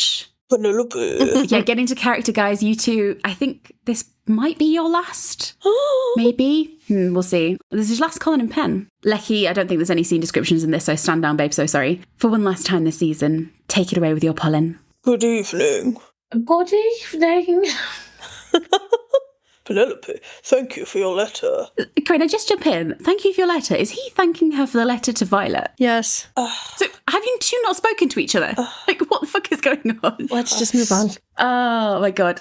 Anyway. I do not believe I've seen my mother so quickly shocked, and also so quickly impressed. I believe she is proud of you. There's something I left out of that letter. That I would not object to an annulment if you requested one. I do not wish for any harm to come to you or your family as a result of today. The Queen herself has accepted you. For now, as must everyone publicly, but Whistledown has upset many who do not soon forget. The future may not hold such happy days. God, you seem tormented, Beans. Gosh, what a moving performance. Yeah, you okay, baby girl? I liked when she started, it was almost as if she was offering like a surprise. There's something I left out of that letter. It's like an annulment. Like a cake with an annulment sign. Yeah. It's been a trying week. It's come out in my acting. God, the annulment, right. I mean, as is apparently tradition in season 3, Portia's choice of words come back to haunt Pollen. As if the entrapment wasn't enough, Portia's suggestion that Colin had grounds for annulment inspire Penelope to offer an annulment directly to him. Cut out the middleman, I suppose. But what do you guys think of this offer of an annulment at this stage? Is it a little too late? Would we preferred her to offer to break off the wedding, not the marriage? I don't know. What do you think? Kind of thrown in there. I don't know if I'd say it's a little too late, but I would have rather this had come way earlier in part 2. They've not slept together, have they? So Yeah. Way earlier. yeah. Yeah, just a bit silly. Or like breaking off the engagement, I think, would have made more sense. Yeah. Also, it's so funny. It's such a like a Pen cop out. Because like if you actually read what she says, it's one of those Pen things where she's not actually offering an annulment. She's like, if you wanted an annulment, I won't object to it. Do you know what I mean? She's like making it a little bit more harder for him, but I don't want it, but if you want it, fine. But it's not going to be my problem. yeah. But there is like such distancing language in what she says because like we saw at the wedding, she doesn't stand with them. She doesn't feel able to be part of the family until they've had this conversation. It's like you or your family, not our family. So she still feels not in with them at this moment. Yeah. Lecky, how do you feel about Little Annulment? Like I said, I feel like this would have been stronger in so many ways if she had offered to break off the engagement earlier, pushing him back towards her and also showing us, the viewer, that he still loves her. And I feel like that would have injected more romance into part 2. Or like shaken him and forced him to fight for it. Right. Yeah, exactly. What bugs me about Pen's suggestion is Colin's response. I imagine he's mortified at the suggestion, right? Mm-hmm. And his reaction should be like, oh my God, I would never even consider. Oh, you're saying he's not horrified enough. That's true. I mean, I'm sure internally he is horrified. Yeah. But his reaction is he just goes, but the Queen's accepted you. Yeah. Which kind of is like, well, as long as the Queen's on side, I'm on side, which isn't what he means. I agree. I don't know. It's just, to me, maybe a more like conciliatory approach is maybe the idea is so preposterous that it doesn't even reach him as something serious to consider. He's like, obviously not that. Mm-hmm. I'm not even going to like dignify that with a response. Right. And like I say, she's technically not even offering an annulment. She's just saying she wouldn't stand in his way. So he's like, well, obviously I'm not going to. I don't know. It's just like a high stakes thing to say. And it's like dealt with in a really lackluster way. It's like swatted aside. Yeah, and it's like, if you're going to mention it, it should be like a bit more of a dramatic point, but he just doesn't. Yeah. There's no space in his response to react to it. Yeah. It's the equivalent of asking for a divorce. And like, if you're married and you say like, well, maybe we should if you want, we could get divorced. That's a big thing. Like, people don't generally joke about divorce, you know what I mean? Yeah. And for it to be kind of like a non-issue, I mean, it does speak to how much Colin loves Penelope, but you think the situation and the suggestion would be treated with more gravity than it is here. Because she feels not part of the family. So he needs to be like, of course not. We're in this together. Right. We always will be in this together. So either don't mention it and carry on with the conversation, or do mention it and allow that to have a beat that it needs. Are you saying it is just them, it has always been them? Stop it. Don't you dare bring up fucking cut dream language to me. Sorry. Anyway, scenes. Colin, Pen, we need you back in the scene. Penelope, ever since I found out you're Whistledown, I have done everything I can to try to separate you from her. But the other day, I went back and read all of the letters you have sent me. Your letters have always been the ones I am most eager to read, and I realised you are her. You have always had one voice. There is no separating you from Whistledown. And after seeing you speak today, I would not want to. He's sounding more drunk as he goes on. Because forgive me, but that was bloody brilliant, Harry. Bloody brilliant. Trans lives matter. Good. I remember that was leaked before the season came out. And it was such like, why is he suddenly Ron Weasley? Yeah. But carry on, Pen. I think I'm actually Colin. Yeah. I think in truth, I have been envious of you, of your success, of your bravery, and now I simply cannot believe that a woman with such bravery loves me. Oh, how lucky I am to stand by your side and soak up even a little bit of your light. If my only purpose in life is to love a woman as great as you, then I will be a very fulfilled man indeed. I love you. You are a very good man, Mr. Bridgerton. Oh, I love it flirting there. I love you. Now, will you please do me the honour of joining me on the dance floor, Mrs. Bridgerton? Let's dance. Dance it to us. Ba-da-ba-ba-ba. Beans, that was such a beautiful performance. Thank you. You have to leave us, actually. You have to retire formally. I do. I'm so sorry. You're going to come back at the very end, though, to give a little episode 8 wrap up on you. Yep. So it's a temporary goodbye. It's just off to a Christmas market, guys. It's very important. I'm sure you will understand. Delightful. I lost my job, so my mom's trying to make me feel better. Lovely. Been a tough week for the Bean. Okay, thank you, Beans. Thank you. You head off. Have a lovely time. All right. Thank you, Beans. Bye. Bye, we love you. So this is their end resolution. I think for the most part, I really love it. I would say Luke conveys this beautifully. Not quite your interpretation there, Veg, with your Penelope. What the fuck are you saying? No, I'm just saying different interpretations. I'm saying in the show, he's using like his soft awestruck voice, and it works so well here. Yeah. Lecky, you've already covered how glad you are the letters became this huge turning point in the Pollen story, and the way that Colin finds his way back to her. I assume you love that the speech picks up on that letter theme that goes through. Yes. He says, your letters have always been the ones I'm most eager to read, and I'm just there bawling. It's, and his delivery is perfect, as you said. Such a good payoff, right? Just congrats to you, Lek, and your... Obsession with letters. You got your wish with the letters. Stoic belief in the letters. Yeah. Yes. And I think his speech is really interesting because this is for him being fully open, even if it's difficult for him. And I think it's interesting that he confesses that he'd been trying to see them as two different people, so Pen and Whistledown, because that attempt has just fractured their relationship more and more.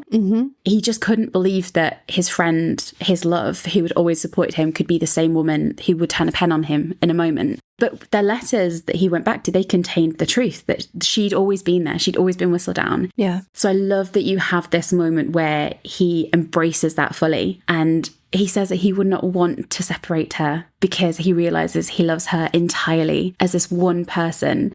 We've always talked about how unknowingly and consistently he was drawn to the Whistledown parts of her. You know, her barbs, her bravery, her wit, her observation. And to have that resolution being him not only accepting it, but embracing it and realizing that he's in love with her completely. It's been a long old road to get to this point, guys, but we did it. Yes. I also don't really mind how honest he is about his jealousy, because this is the last missing puzzle piece in their reconciliation, right? It's the one thing he hasn't been able to admit to even himself, let alone to her. But you get this sense that he's just so humbled by her now, and he isn't afraid to stand in her light. He's like seeing her in front of the entire world, be brave and be open and have the courage to be herself, and he completely admires her for it. Our listener G touched on the envy and the jealousy, and they said, I love that he talks of his envy in the Bug Ball speech. It's such a modern and unique conflict between the two of them, but I feel as if it would have been great to have one more scene in between these two addressing it. I don't know if I needed one in between these two, but I would have liked a scene, well, I guess I don't know where they would have put it, but a scene where he offered his journals to her and we saw her editing his journals, because they touch on that in the epilogue, but showing that he values her opinion on his own work. He's confident enough in his own work to let a famous writer like Lady Whistledown take a peek at it and maybe offer criticisms and insight of her own. Nicola actually talked about the jealousy plot, and she was really for it. She said, I was so happy to do it because I think it's a really big thing in modern relationships. I certainly feel I'm really self-sufficient. I don't need someone to take care of me. I can take care of myself. But it's a difference between needing someone and wanting them in your life. I think it's interesting because within couples, it's terrible when there's jealousy between couples, like professional jealousy. It's a horrid, horrid thing. I think a lot of women have experienced that, and men feeling insecure their partner earns more than them. Who gives a shit? Who cares? It so doesn't matter. It's not who the person is. And I love that because yes, it's a show sort of set in an imagined past, but it's a very modern struggle that a lot of people deal with. I think we went back and forth with like the jealousy storyline coming in from the book, because it's like, I mean, it's quite an ugly storyline, isn't it really? I don't mind it. He was handled interestingly in the show. I don't know if it was fully fleshed out enough though. Do you know what I mean? Like it's a missing beat. That's what I was going to say, is a lot of it, and I think we touched on this in our last recording, is that a lot of it is in the scene description where, like, on the page, it's telling us that Colin is withholding what he's really upset about, and we don't address it until this final scene where he admits it directly to Penelope, and it feels like for that to have been such a big issue that it's not actually, like, verbalized by Colin. Cressida touches on it earlier in their scene together, but for it not to be addressed until this final scene, like, in the last few minutes of the episode of their season, feels a little late. I feel like we should have seen his jealousy playing out in more ways throughout part 2, or you know what I mean? Even like a private moment just with himself where you just get to the root of the issue. I don't know. I don't mind the jealousy was included, and I don't mind that he sort of resolves that here, even if they do it kind of quickly.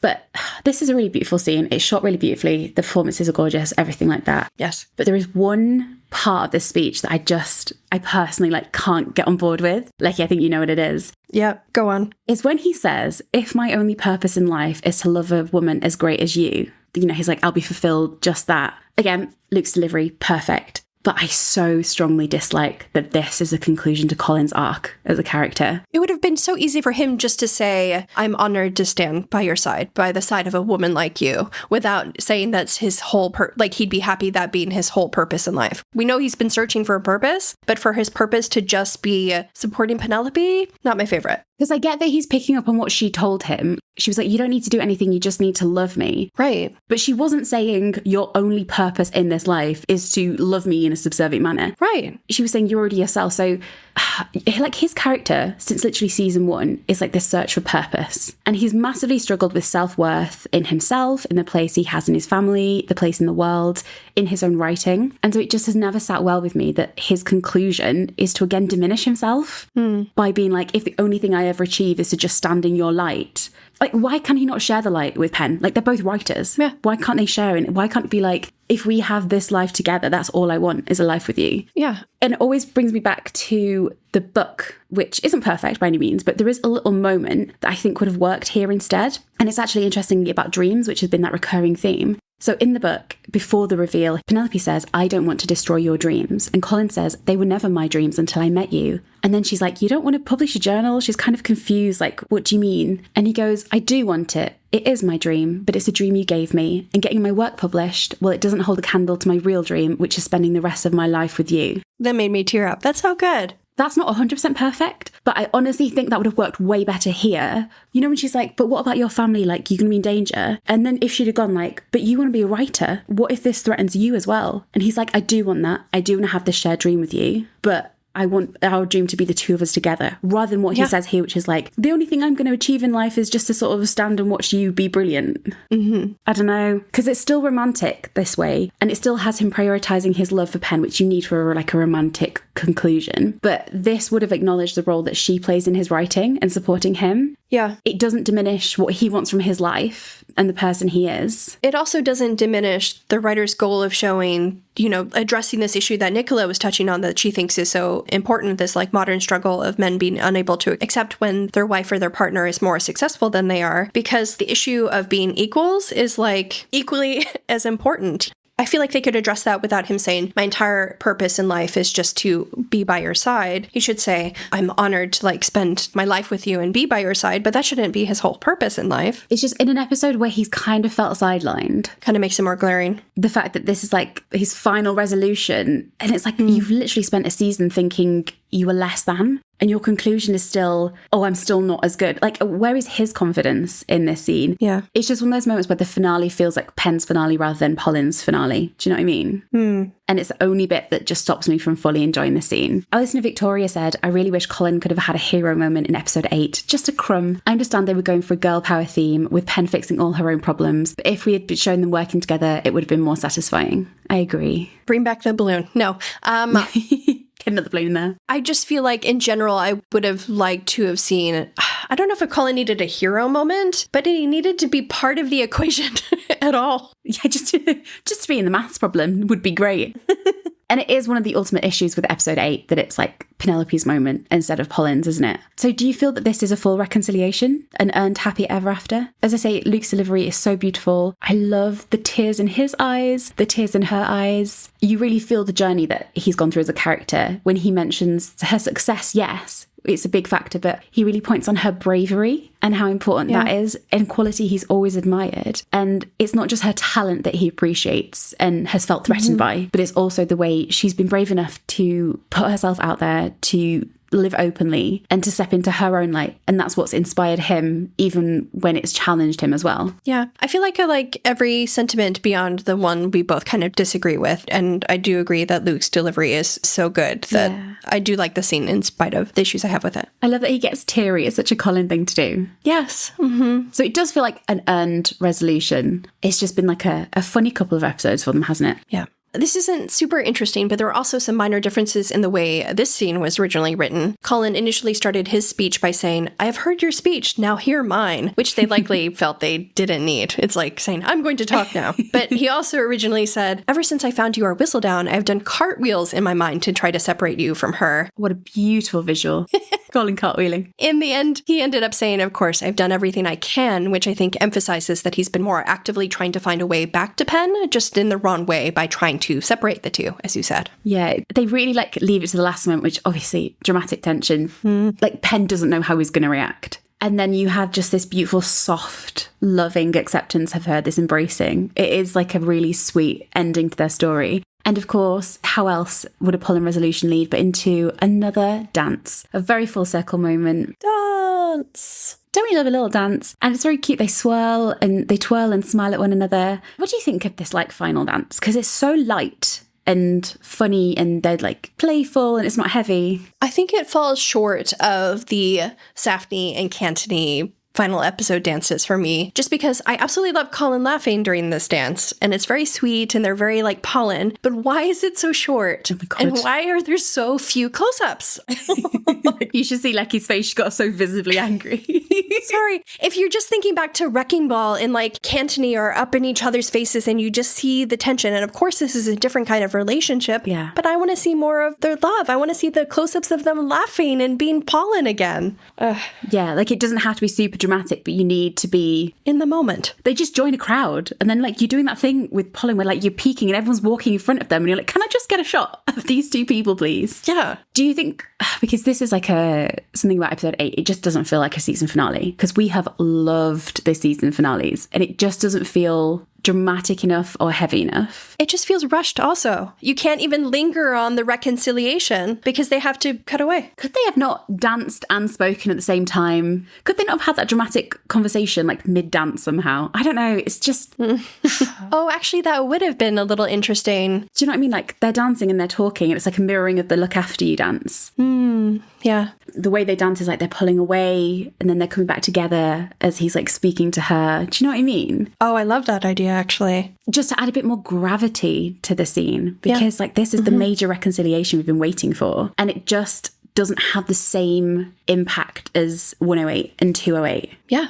And which is a shame because we've always loved season finales. Right. It doesn't have a big, beautiful moment either. Like, maybe that could have been the bug moment, you know? It's not the same, but you've got the rain in season 1 and you've got the fireworks in season 2. Not directly, but, you know, it's just nice. Yeah, I suppose like the butterflies are supposed to be that, but... Oh, you know what could have been interesting is that everyone is kind of dressed like insects in their costuming, and all the ladies have fans that look like butterfly wings. It could be interesting if at that point in like the choreography and part of the dance, Pollen ended up being surrounded by people who have like their fans open, and it kind of gives them their own private moment together. As like a slow-mo, like a suspended moment where it's just like the two of them in the bubble. They're surrounded by the butterfly wings in like their little moment on the dance floor. That's exactly it. It's like, I don't mind the setting. I don't mind the location. I don't mind the way that it's like starkly lit for her to be in the light or anything. It's just you almost want like a, I don't know, like random one to compare it to. But do you know the end of Mamma Mia, the movie? When it's like, it's Aphrodite. And it's like sort of slow-mo and everyone's like really jubilantly excited in the background. Like had like the butterfly moment been that with like Polin in the middle and everyone been so excited and the two of them like wrapped up with one another. There's just like a grandeur lacking. Or like the footmen come out with, they're holding like banners that actually look like butterfly wings, so they're actually bigger than the fans, encircle like the dance floor, or even just Pollen on the dance floor, or groups of people dancing. So they're like in their own little private worlds together, dancing and surrounded by butterfly wings. But they're not the only ones dancing, are they? Because Vicus are joining the dance floor. It's like going Facebook official. That shows my age, doesn't it? Jesus Christ. Yeah. I thought it was timely, so I guess I'm showing my age. Someone who is obviously not dancing, God forbid, is Eloise, because she is joined on the sidelines by Francesca. Eloise manages to persuade Fran to let her accompany Fran to Scotland. Just what you want. John basically overhears Eloise as she's plotting to move into her own wing in the castle, and he takes this moment to introduce the Bridgerton ladies to his cousin, Michaela. The scene description for this moment reads, before he can finish, Michaela Stirling steps forward. And yes, that final A is no typo. Michaela is a confident, fast-talking, devilishly charming woman. Oh my God, Veg, babe, I forgot about this. Your final appearance of the season. A brand new character. To be honest, I can't think of anyone better. And she's gay. Yay. I mean, Michaela is you all over. Can you give me your best Michaela? Oh, thanks. She's a hot woman. Michaela Stirling, I caution you, every sort of detail John has spoken about me is a lie. The truth is far worse. Lecky can have some scene descriptions. On a mesmerized Fran, instantly taken with Michaela, she has no idea what she's experiencing at that moment, but she knows it's something powerful, primal, new. A flustered Francesca then clumsily attempts to introduce herself. She first calls herself Francesca Bridgerton before trying to correct herself. Kilmartin is my name now. Run again, Fran. Your name is actually Francesca Stirling. It's no accident, as the scene description continues saying. Was that Fran stumbling over her name, like Violet did when she met Edmund? Oh. As everyone smiles at one another and Fran quietly panics over what she's feeling, we hear Lady Whistledown speaking in voiceover, declaring that she is suddenly at a loss for words. Which we'll get to. Oh yeah, sorry, Veg. You have a last Lady Whistledown to cover, actually. Yes. Oh, great. Encores after encores after encores here with you. Cinebeast said, any thoughts about Francaila's first meeting? Do we think Fran kind of falls in love with her at first sight here? Or is this her first time feeling attracted to a woman or something else? Now, we have already talked about Fran and sort of Francaila of it earlier in the episode, but what do you think about this first meeting? It was a shock to us, I think. There'd been a lot of rumours, hadn't there? Mm-hmm. And then I think me and Lecky were like, oh my God, it's actually happening when she appeared on screen. What do you think? I think attraction. Yes, I agree. I think she's feeling feelings and she doesn't really know what it is, but she is concerned because, like the script says, she panics over what she's feeling. Yeah. As two my opinion of how it played out. I wish that we had seen Michaela reacting to Fran like this instead of Fran doing it. Yes, because in the books, that dynamic was like Michael had been in love with her for ages. It was so important. Yeah, it was. So yeah, that is a shame. It's nice that she had that moment, but if anything, Michaela came across as like a cool person judging her cousin's new wife. Yeah, she does get a good introduction. She doesn't really know who she is either. She's like, okay. She doesn't even know her own name. She's like, what an idiot. The change from Michael to Michaela has been unduly controversial, I think, and we have always really supported the change. Right. I think it's great for the show. I think it really works for her character, for their storyline. We're all personally excited for that story. However, the one thing we do have an issue with, I think, if you can call it an issue, is this first meeting. It's the way that, like you said, Veg, it was so important for Fran and Michael's story in the books that Michael was in love with her straight away and she had no idea. And it was like the opposite of what we see here. I feel like we should have seen Michaela visibly affected in some way, right? Yeah. And just as a personal note for me, that I really don't like emotional affairs or just like cheating storylines. She won't read it on AO3, I've tried. So if there's any sort of inkling to that where she's like attracted to Michaela and her feelings for Michaela are kind of distracting her from her relationship with John, that's not like my favorite. A lot of people do like forbidden love. I don't really, if there's another person in the equation, because I just feel sorry for them. I think that's the only reservation we had about this first meeting. It wasn't about Michaela being Michaela. It was just, and we don't really know like what Michaela's going to be like in next season. Like she might really quickly figure out she has feelings for her.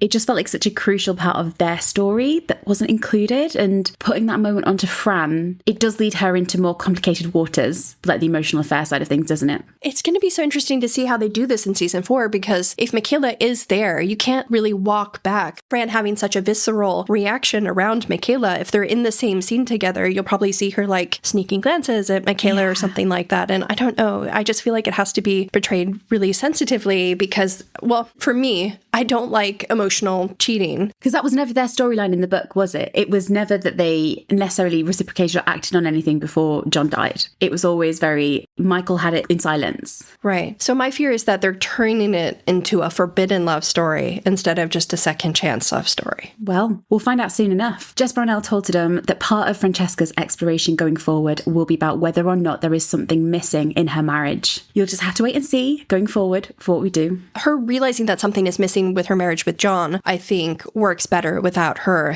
first having this like visceral reaction to Michaela here. But to have her meeting with Michaela precipitate that or like incite that. Or maybe she just sort of pushes that down a little bit, that initial reaction, because maybe she doesn't understand what it was. So she has no idea. And also, after spending months in Scotland around Michaela, maybe she's better at schooling her reactions.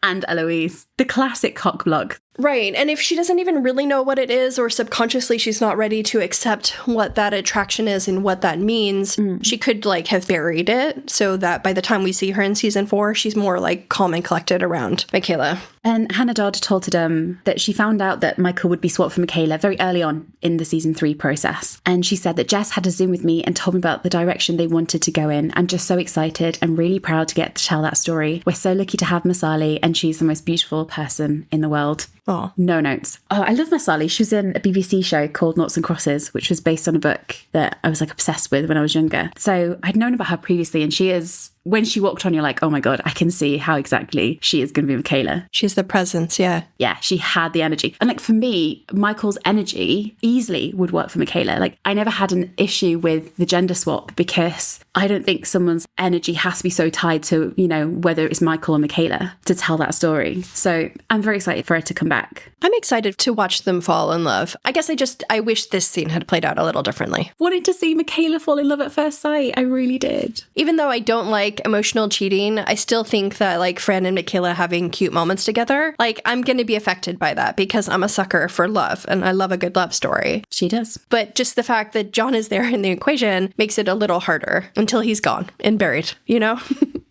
Not long to wait then, no worries. Yeah. But that is the ending of the Bug Ball. And we have our happily ever after Lady Whistledown you've got another issue on hand, haven't you? What have you got for us? Dearest gentle reader, I find myself suddenly at a loss for words. My reticence is not due to a desire to protect any risque couplings, though I've heard whispers of a few. My restraint comes from a place of joy. And we cut to a very risque coupling happening over at Colin and Pen's apartment. The two have well and truly fully reconciled, and Penelope has come out on top.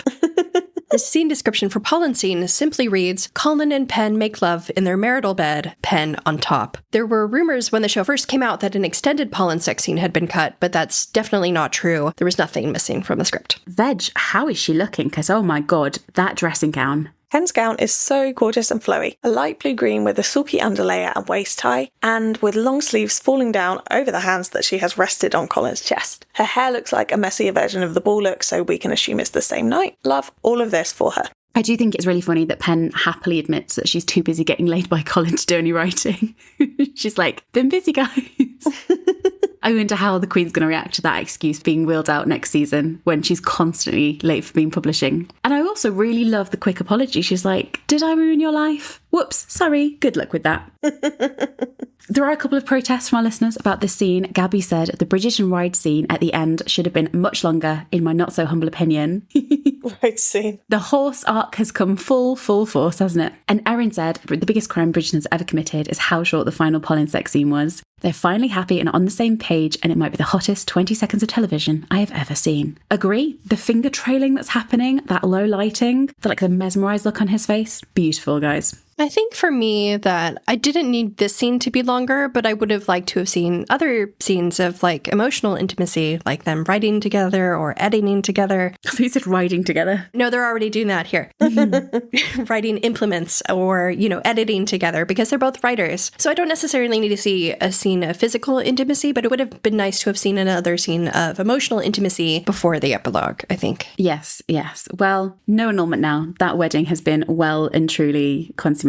You go get it, girl. Although, interestingly, Nicola actually had something to say about this scene. Yes, so she was talking about her thoughts about Penelope's intimate scenes with Colin, and she said, when she is having sex with Colin, she wants to be an active participant in it. She tells him to show her what to do because she doesn't want to just lay there. She knows that she wants this, and then in their final sex scene, she's on top, and she's the one that's controlling it. I loved that you see her confidence grow in real time. It showed me her mettle and how when she really connects to who she is, there's such a power to her. So I do actually like that we see that confidence from Penelope and how that's portrayed in this physical intimacy scene. Yeah, and I think what I love particularly about this scene, of course, it's very short, all too short, I'm sure we all agree, but it's such a needed button on their story. We had the emotional resolution at the book ball where they used their words and they communicated, thank God, and they had that emotional resolution. Yeah. But they did actually need this moment of physical intimacy as well, because that had been such a big block throughout this whole episode. And it had been a longer theme, I suppose, throughout their season, especially part 2.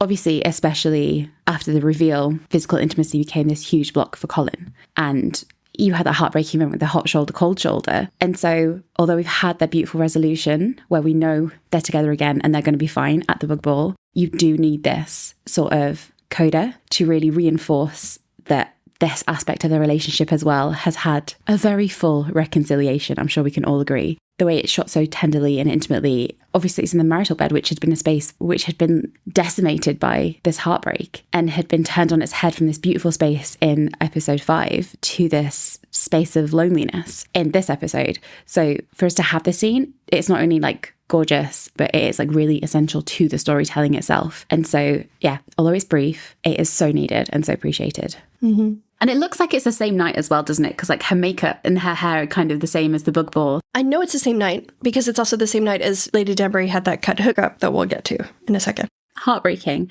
But I do really like this final scene. It feels very true and very book canon. He took her away straight away to go sleep with her, didn't he? So didn't miss a beat there, did he? Yes. But Lecky, what else is going on? Any more risque couplings you can share with us? Yes, we get a bit more detail about 2 other hookups, at least on the page. As Lady Whistledown spoke about risque couplings, we originally saw Tilly bursting into her room, making out with Benedict. Paul then followed them in, but hesitated basically at the door, wondering if he was intruding. I I think this maybe implies that he knew that Tilly wanted a committed relationship with Benedict, so Paul starts to pull away, but Benedict reaches out and grabs him and says, stay. That's a little treat for all you romancing Mr. Bridgerton fans. A stay reference at long last, but of course it's with Benedict. And Benedict then pulled Paul in for a passionate romantic kiss. My horror, guys, when I found out that the famous Polin stay moment had almost been included, I really liked the stay moment. I'd made peace that it hadn't been in the season. To find out we were this close, it'd been given to Benedict. The horror. But Lecky, it sounds like in the original version of this episode, Benedict would have ended the season still in this arrangement with Tilly then. But in the final version, it's been called off altogether. There's been a lot of to and froing with this storyline. I mean, how many times have you had to talk about a cut scene with them? It sounds like they really reworked the storyline in the final edit. There's many moments cut out, moved, reframed. It's confusing, isn't it? I think it makes more sense that because he rejected Tilly, that he wouldn't go back and continue hooking up with her and Paul, because it seems kind of awkward. He'd learned what he needed to learn from that situation. Right. That he had finished that storyline with those people, perhaps. Yeah. Because it'd be a bit weird, wouldn't it, if he was... It's like if Anthony was still seeing Sienna at the end of season 1. Yes, exactly. And then you go into season 2 what? And I know you're not a fan of Benedict using Colin's stay line from the book, but there is also a cut moment I think you'll be really sad to miss. So after the cut Benedict scene, there would have been a scene of Lady Danbury making out with the hot guy from the ball back at her house, grinning as she led him into her bedroom. Lady Danbury getting some action, I think we can all approve. Why was this cut? We said it might have been cut because, the Mondrian scene was cut, so it would have made sense. I still think it would have made sense out of context. I don't know.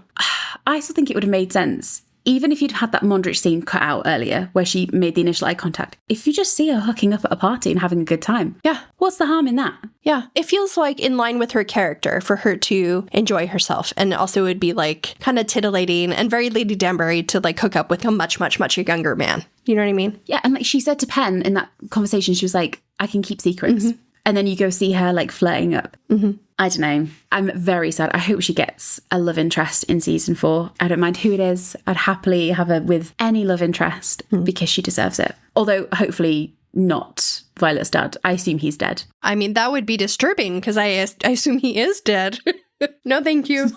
That would be a very different storyline. Let's move swiftly on, guys. Well, as Pen and Colin are happily getting laid, we find Cressida alone in a carriage, setting off for a lovely trip to Wales. I know they make it sound like the worst place in the world, but listeners, if you've not been, it's a genuinely lovely country, isn't it, Veg? Have you been? I have been to Wales, yeah.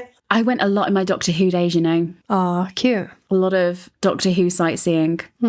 I'm sure Cressida is going to have a lovely time. And if you ever thought it was weird that Cressida left without her Aunt Joanna, it's because she was initially supposed to run away with her mother here, but they ended up reshooting this so that Cressida left alone. Yes, and Jess Brownell told The Hollywood Reporter about this decision to leave the door open on her storyline. She said that although we'd seen a lot of new depths from Cressida, she was still an imperfect character. And, we talked earlier about how she'd almost be made the villain in this episode. But Jess Brownell said, more importantly, she's a character who's under a significant amount of pressure and in a difficult situation. My hope is, even though she does some things in the back half people might not agree with, now that we understand her circumstances, we can sympathise with her and empathise with her and understand why she does the things she does. I'm hopeful this is not the end of Cressida's story. And if I have my say in it, I mean, she is a showrunner, so let's hope we'll be seeing more of Cressida. So we wanted to leave her story a little more open-ended so we can craft an ending for her in future seasons. I approve of this. I want her to get a happy ending. Yes, we want more Cressida back, don't we? Yeah. I don't know if she's going to come back in...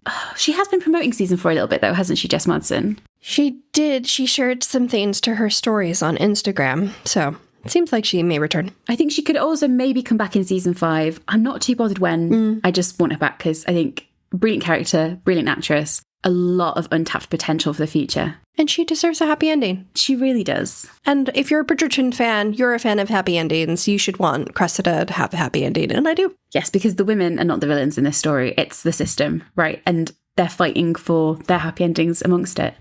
Yeah. Well, Pen might be busy, but her alter ego is pretty happy to make amends for her in the meantime as the voiceover continues. To all those who feel they have been wronged by this humble writer, my sincere apologies.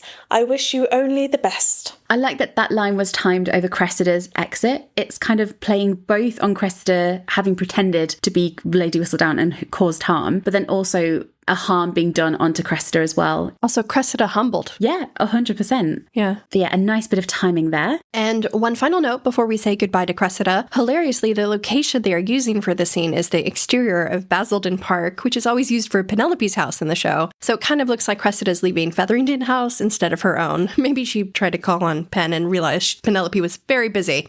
She fled to Wales. But anyway, good luck in Wales, Cressida. Perhaps the autumn will bring better days for you. And back at Bridgerton House, the servants are busy taking Eloise's belongings out to the carriage. It's quite fun that the servants pass by Benedict on their way. It's like a little tease at the significance they'll have for his own season. Mm-hmm. But Ben corners Elle for a private farewell before she heads downstairs. He confesses he'll miss her, and Elle reassures him it's only until next year. After all, do you really think Violet would let Eloise miss her masquerade ball? What was that, Elle? A masquerade ball, you say? Fans of Bridgerton know by now that the show always leaves a hint that the final episode of each season as to which sibling will be taking the lead the following year. Season 4 was always a toss-up between Eloise and Benedict. We personally always thought that Season 4 would be Benedict's, but there are plenty of moments in Eloise's storyline in Season 3 that did make a compelling case that maybe she would be next. However, the mention of the masquerade immediately confirmed to all of us that yes, Benedict and Sophie would be next. And you better believe that when Season 4 Part 2 comes out, first thing I will be doing is going to Episode 8 to look for the hints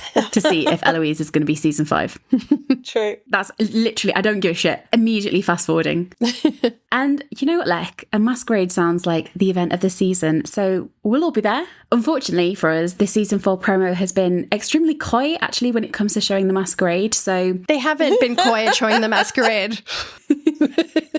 I can imagine what it's going to be like. Who knows? What a mystery. For a while, we thought that there was nothing else until we saw that, whenever it was, like a few weeks ago, that maid costume. Yeah, the character profiles. Oh my God, there was like a promo of Sophie as a maid. We were like, thank fuck. Yes. Yeah, there was no evidence otherwise that there was any episode that took place outside the Masquerade Ball. It was just 8 episodes of Masquerade Ball. Mm-hmm. Do you guys have any theories about what Benedict's costume might look like? At the Masquerade Ball? Oh gosh. Well, Benedict assures us he will be there, so good to know. He'll be hiding behind a mask and avoiding eligible ladies like the plague. We will see how that one works out for you, Ben. I suppose she's not an eligible lady, so no lie told. The two share a playful moment, with Elle assuring him that she'll join him in his hiding place. Although from what we know of Season 4, it sounds like Violet is going to be back on Eloise's case, so let's hope that hiding place is pretty well concealed. Eloise then hugs her brother tightly before heading out to the carriage. We leave Benedict staring off into the distance, thinking of his swiftly looming leading man status, and Lady Whistledown declares, Lady Veg, can you declare it's time to look forward to the future? It is time now to look toward the future. Great. Whatever it may bring. Thank you, Lady Veg. And with that, we're back outside Bridgerton House as the remaining family members bid farewell to the Scottish contingent. The Scottish contingent. The author knows better than to make any predictions about what the future may hold. Well, we'll leave the predictions to Prophet Hyacinth, I think. But I'm pretty sure she'd let us know that they were 5'1" and very silvery. We'll see you soon, Benofi. Yay. And if, like us, you're a fan of little family moments, then this scene is really lovely to watch. Mm-hmm. It's all the different combinations of characters embracing one another. And Pen and John have a really sweet moment. Our listener, Sinner Beast, was like, what do you think they're talking about at the end? Oh, architecture. Architecture. He's really into architecture. Sinnaby said, I suppose they have some things in common. Loving a Bridgerton. I love that being the thing they have in common. Aw. Adorable. I don't know. They're just very sweet introverts, aren't they? So just like a sweet... And they're the newbies to the family. So I like to think they have like a little quiet special bond with one another. Yeah. I love the combinations. I particularly love the Pen and Michaela combination.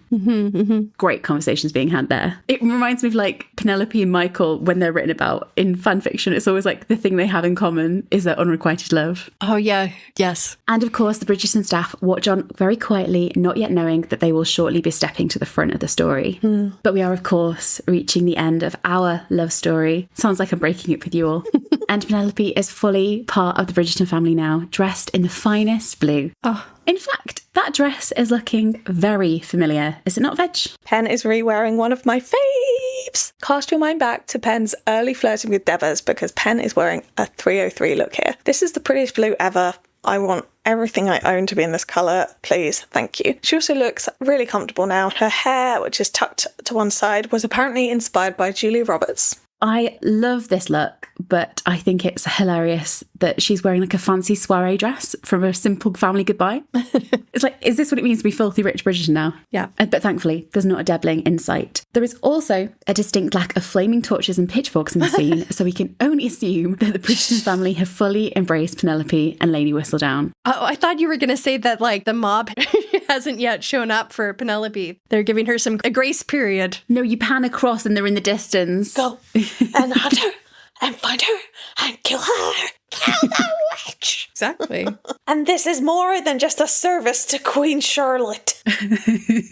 Oh God, if I had time, I would love to write that song as a Bridgerton parody. Yeah. Have to live in imagination. The family seemed to have taken her in. Not that we got to see it for ourselves, but I'm sure it was a lovely moment they all had together. I adore this scene because it's just like really fulfilling as a fan to see Penelope as a true Bridgerton. Yeah. Like she's like completely in her element. Mm-hmm. She fits in so perfectly in her blue. We have Mrs. Bridgerton accounted for, but how is Mr. Bridgerton looking, veg? You know, I would have enjoyed a return of the pirate coat here, to be honest, but guess it's time I got over it. Colin has an iconic waistcoat here, though you can hardly spot it. It's the animal waistcoat from 302, and that's still that we got and obsessed over. I was just thinking that I love to see this waistcoat brought back because I love how fanciful it is. Very cute. Don't they look just so beautiful together? Darling couple. Yeah. And we find Penelope hugging Michaela goodbye before Eloise slips in to have her own farewell with her best friend and sister.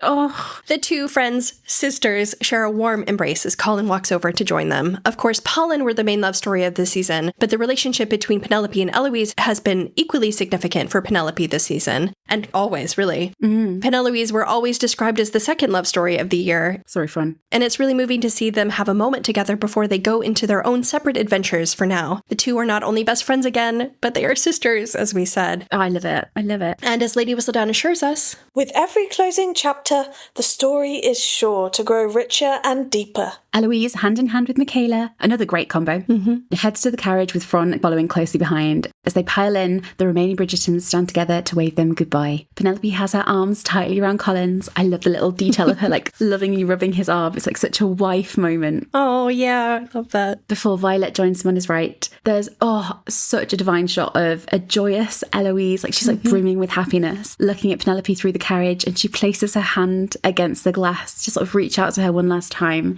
Penelope waves back towards her best friend and sister, and they are going to miss each other, but they know they will be reunited before they know it. January 29th, in fact, we have the date. Yes. I love how happy and full of adventure Eloise is in this scene. It's been a tough old year for her as well. I do like that she took this opportunity to go out and see the world, even if the world is going to be grey skies and lots of Highland cattle. She's going to have a great time. Francesca also looks out of the carriage one final time towards Violet, who gives her a little nod. Is Violet really convinced by the Fran marriage? Apparently not, but she's still trying to be happy for her daughter. As Fran takes in the sight of the Bridgerton house one final time, the carriage pulls us away, leaving the waving Bridgertons as the last shot of the season, not including the epilogue. But we'll get there in a minute. The main narrative, however, is done. Hannah Dodd plays that final moment so well, but I do think it's hilarious that Fran has this really meaningful look towards Bridgerton House, as if it's had any significant role in her life. It has. She's been trying to get away from it for years. Fran, babe, we've been here since 1813. We've been here more than you have. As long as it's meaningful for you, I suppose. But Lady Whistledown, do you have any final thoughts before we bring the 1815 season to a close? It has been quite a journey we have taken together, and so it is with the heaviest heart that I write this final, unbelievably short sentence as Lady Whistledown. Goodbye. I think that's so funny. Yeah. It really sums up episode 8 to me. It's like we've been on quite a journey. You thought I'd have a lot of loose ends to tie up and something profound to say, but we've run out of time, so goodbye. It's over. See ya. There's a montage in there somewhere. But hey guys, this is the first season of Bridgerton where we don't end with Pen sobbing. Yeah. So progress, I guess. Yay. Our main narrative has come to an end. Whistledown has said her farewell, but does anyone have time for a little old epilogue? as Lady Whistledown says, we have taken quite a journey together with Pollen over the last 3 seasons, have we not, guys? But it is with a not so heavy heart that we see them off into their happily ever after. Kind of sounds like we're washing our hands of them. We're not. We're very, very pleased they have a happily ever after. It's just taken a hell of a long time to get to this point. But we finally did it, because we are in Epilogueville. Population, lots of babies, at least 3. And one of them is apparently the Featherington heir. Isn't that funny how that worked out? It is. And we get treated to a very chesty shot as the 3 Featherington sisters coo over their babies.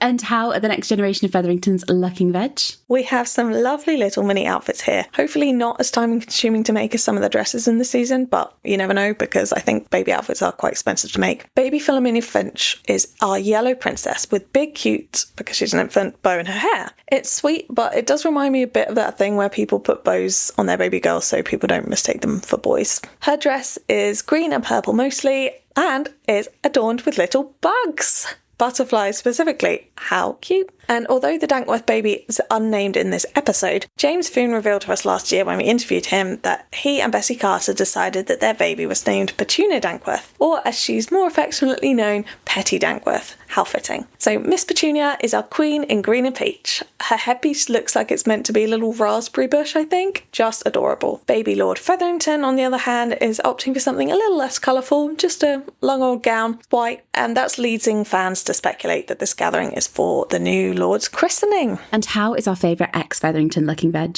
Pen has brought florals back in a big way in her foray into motherhood. Her dress is a dark green, I believe, with really big lighter green and cream flowers. I do like it, but it is an unusual choice for Pen for sure, based on the styling that she's been following in season 3. This is more of like an earlier season Pen. Her hair's a little fluffier than normal and down, probably due to her loss of time in motherhood. It's a busy endeavour. She still looks beautiful, as does her hair. It's got a cute beaded and flowery hair clip in it. She's also wearing a bronze smoky eye and a loved up expression. Nick said, I love the epilogue scene. However, I think this is my least favourite dress on Pen. Would have loved to have seen her in Bridgerton blue at the end. Yeah. Or I'm sure the design team could have knocked up some stunning, subtle, gorgeous dress with a hint of yellow, maybe. I agree. I remember seeing this, it was leaked, and I was like, I don't know that I like it. I do like that it's more of like a Porsche silhouette, but the fabric seems so heavy. I just really wanted to see her in another kind of like airy dress like all the other ones we've seen throughout the season. Well, the sisters collect their respective offspring from the floor as we find ourselves in the middle of the Featherington drawing room. I can't see any moving boxes knocking around, so it's hard to tell whether Colin and Pen have moved in yet, but regardless of where they're currently living, they will definitely soon be calling Featherington House their home, because, as Prue reveals, Penelope has in fact had a baby boy and thus has won the air race. Remember, this ending was foretold all the way back in 301 when Pen was first through the gate when the sisters were discussing the air race.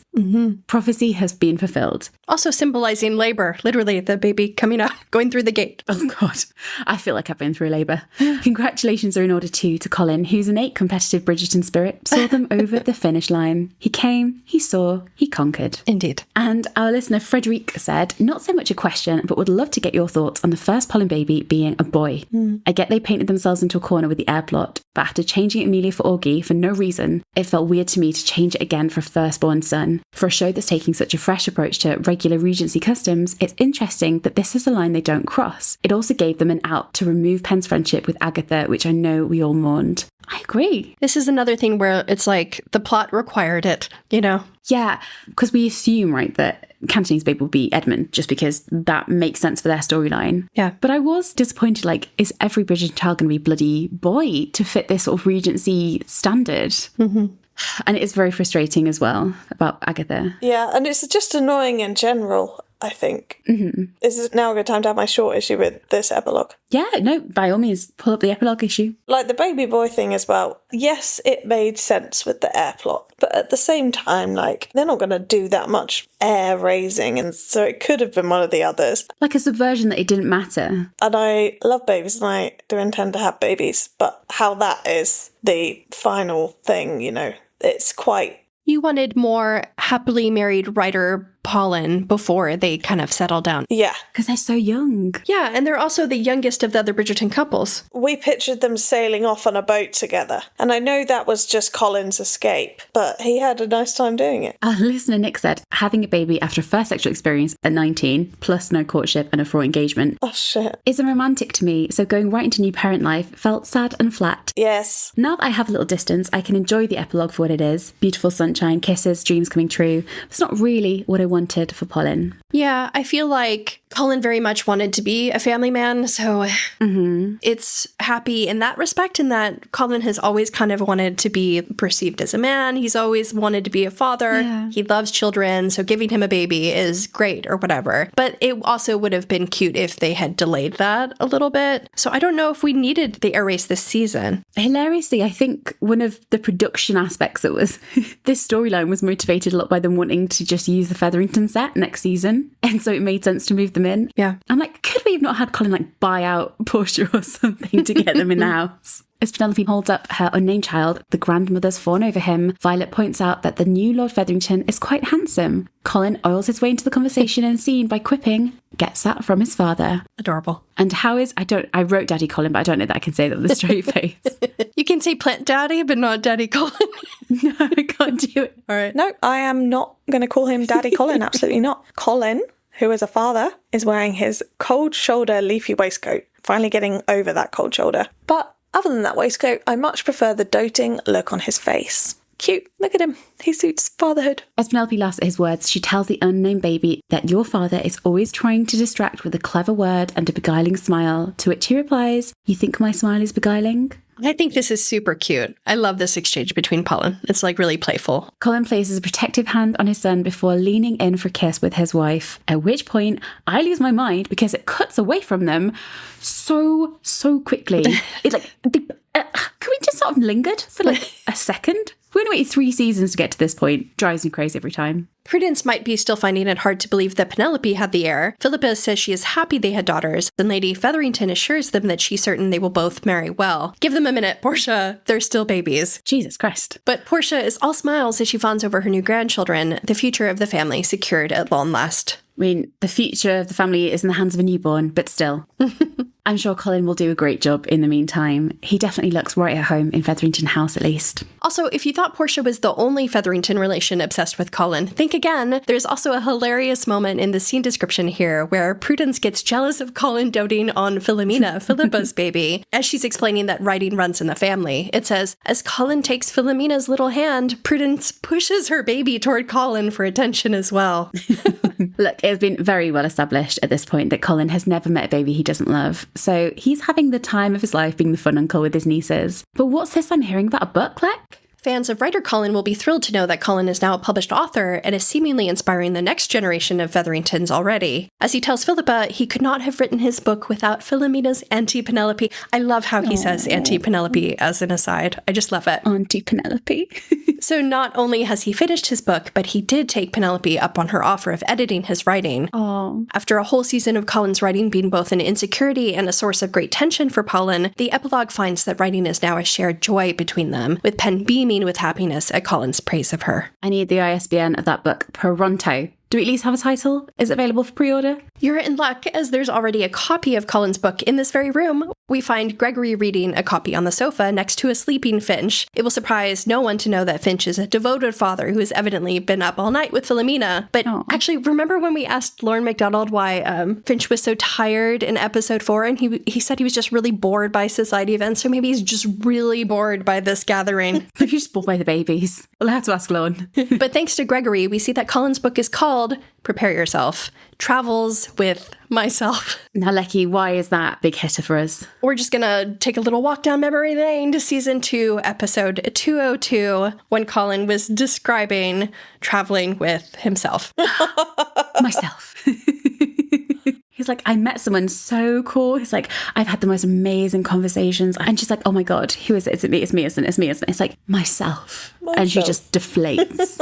It's literally such a joy to travel with himself that he had to title his book Traveling with Myself. I mean, it's not quite an Englishman in Italy like it was in the book, but I'm going to take this for pure comedic value. Yes. Is the book any good though, Greg? Apparently, or at least he says it's better than I expected, which is kind of a compliment depending on how low Gregory's expectations were going in. But Benedict quickly whips the book out of his hands, looks at the spine, and whacks him over the head for not being old enough to read it. Clearly, Pen must have won her argument with Colin and kept in the more scandalous details of his European exploits. Those fingers tracing freckles from cheek to collarbone must have made the cut. After all, Pen, I'm sure, is thrilled. Well, I guess we now know what Pen's reading for her own bedtime story, eh? So, our darling Colin is a published author. My heart is almost full to the brim. There is just one more item on my personal Pollen Happily Ever After wish list. Has anyone checked in on Julie Andrews recently? In typical Hyacinth fashion, the almost youngest Bridgerton bursts into the room declaring, "It is here, I got almost enough for everyone," a stack of new Whistledowns in hand. As Hyacinth shares her copies throughout the room, clearly she doesn't get enough pin money to cover a copy for everybody. Portia happily takes the baby from a cooing Pen's arms. Colin then takes Penelope's hands in his and leads her toward the window so the two can watch over their new shared family. A tired Finch wakes up. Greg tries to grab Colin's book back from Ben. Prue and Philippa play with their daughters. Grandmothers Vi and Portia fawn over baby Lord Featherington, or little Lord Featherington as I like to call him. And of course, Penelope's latest edition is proudly poured over by her loved ones. And with the end of our story, it's time to say happy retirement to Lady Whistledown and hello to Penelope Bridgerton. And with the retirement of my literary persona, I should like to formally introduce myself. Previous wallflower, current columnist, observer, wielder of a quill. Nobody unique, and yet I have my moments. And hopefully, dear reader, you will stay on to enjoy them with me as we begin this next part of our journey. Yours truly, Penelope Bridgerton. So this is the same issue she was writing before the epilogue, right? I think. Wait, when? Do you know before when she was like risque couplings? Oh yeah, I think it's a continuation of that. Fucking hell, she took a long time to come out of that issue, did she? Oh. Oh wait, no, I guess it must be a different one then. It's different because she was like, I'm not going to bother writing in that issue. Because she goes like a very brief sentence goodbye, and with the retirement of my literary persona, I should like to formally introduce myself. I think it's the same issue. Interesting. Now, every Bridgerton fan knows that the epilogue timelines are utterly unknowable to mortal beings' sense of time and space. Yeah, just chalk this up to that. They slip down the back of the time vortex's sofa and become lost to us all. So trying to figure out when this epilogue is taking place is a risky business. But we kind of have solid information to work on. This looks like baby unnamed Bridgerton's christening day, so he's a pretty young baby, a couple months at most. We know Colin managed to knock her up the first time they slept together, which was April or May 1815. Baby's born January, February. So this could be taking place any time from then until early spring. Somewhere around the beginning of the next season. Yeah. I think it kind of makes sense for once, but I feel like we're going to see something at the beginning of season 4 that completely contradicts everything that happens in this and just throws it up in the air. Oh, of course. The Lady Whistledown issue also teases the arrival of a new family in the Ton, saying, "It seems there is a newly noble family arriving to the Ton, one that will surely spice things up. While I will not announce them until they wish to be announced, I will say that they will arrive with a bang, a Bridgerton bang, perhaps. Much like my husband and his siblings, this new family is hearty, healthy, and a joy to look at." God, Pen. She just slips into being like, my husband is hot. It's like, okay. Is this foreshadowing for season 4? We'll see, I guess. Well, I think it's about the Gunn family, isn't it? I thought so too. I thought the Bridgerton bang was fireworks, the masquerade, or something like that. But I don't know. Oh, very much could be. Also, an interesting detail is that the logo on Lady Whistledown has now changed, as Pen's identity has now been revealed. Though, personally, I kind of wish they'd kept the original. It like doesn't really look like Pen's outline. Not everything has to change. Goes against the entire thesis of this season. Changing. I liked the original. Okay, I personally don't like changes. I don't like it. I would have kept the original. Well, as Penelope introduces herself to the Ton, we are left with our beloved Pollen standing together in front of the drawing room window, their gaze turning from their family over to each other. It's been one hell of a journey, and don't we know it, guys? But we have reached our happily ever after at long last. The two kiss with the light pouring in around them. We are well and truly out of the shadows, pals. We are firmly in the light. This is such a beautiful full circle moment to end their story on. Not only are they together in Featherington House with their shared family and their achieved dreams and new baby, but the place we ended is also so fitting. They're standing in front of the window, the very same window that Penelope spent years sitting next to, gazing over at Bridgerton House and living in hope that one day she would end up with Colin. The window also played a significant role throughout part 1, and so it's really satisfying that we return to this image at the end of their story, this time with Colin by her side in their new home and shared life together. I agree. It's like the most perfect final shot for the two of them, I think. There's a lot you can criticize about episode 8, but I really appreciate the way this episode honors the two cornerstones in their relationship, like the letters and the windows, like these two recurring motifs. And props to the cinematography and the lighting teams, because that final shot of Pollen is just beautiful. Absolutely perfect. Yeah. Our listener G agrees, saying, finishing with them at the window where Penny used to look out from, just the most gorgeous shot. And just as we reach our close, we pan across to a side table where we find a copy of the new Lady Whistledown. We zoom in to read those final words, yours truly, Penelope Bridgerton, and then we fade back into Penelope and Colin, a burst of light breaking through their kiss as they pull away a little and gaze lovingly into one another's eyes. With a final smile, the screen then fades to white. Which kind of sounds like they're dead, but they're not. They're alive and well. Also, just the symbolism. Instead of fading to black, they fade to white. They're in the light. Well, I always think of the end of the Vampire Diaries, which always used to fade to black. And then the last episode when they're in heaven, it fades to white. And it always just reminds me like they're dead. They also use it like white for like explosions and stuff. But I like the symbolism of fading into white for Pollen. Yeah, it's like shadows, the light. And we have, can you believe it, guys? A happily ever after. Can you believe? Yay. And there is the epilogue. Are you happy with how it ended up?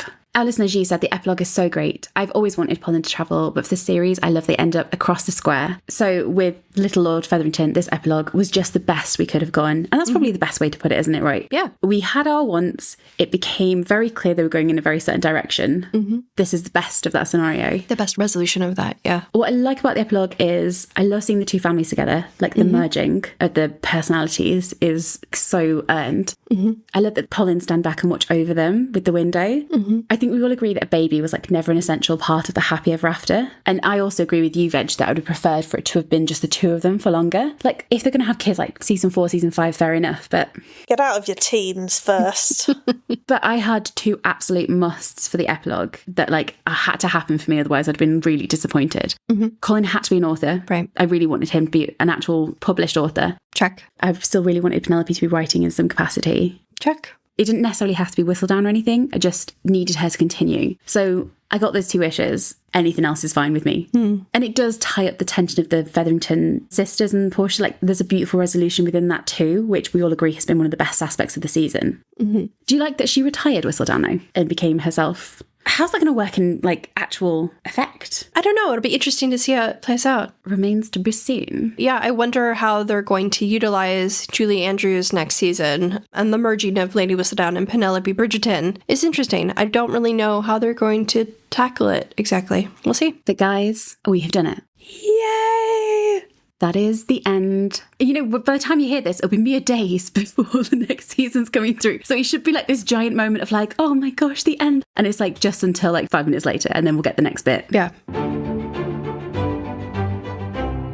And some final comments from our lovely listener, Murphy's Mama. She said, my brain is still on fire from the final intimacy scene and the epilogue. We were fed. But she also said, how does this finale's impact compare to the previous 2 seasons? Shondaland always makes our couple walk over hot coals while juggling scorpions, which I loved. That's a good way to put it. How do you feel overall? I suppose this can tie into our ups and downs and our final ratings of the episode. This is really tough because I feel like there's so many actually really lovely Pollen moments in this episode, but just let alone my issues with part 2 and kind of like the plot of it and like how I would have liked things to have played out maybe just a little bit differently. But I feel like the overall pacing of just episode 8 makes this not as, it doesn't kind of measure up to the finales from the past 2 seasons, I think. Yeah, I don't know, that sort of spectacle and that like breath and relief at the end. Yeah. But Lecky, what's your whistle up and whistle downs? Okay, so my whistle up is every single mention of Pollen's letters throughout this episode and the importance they played in the plot overall. What a dream. I could not tell you how happy I am that the letters ended up being so important to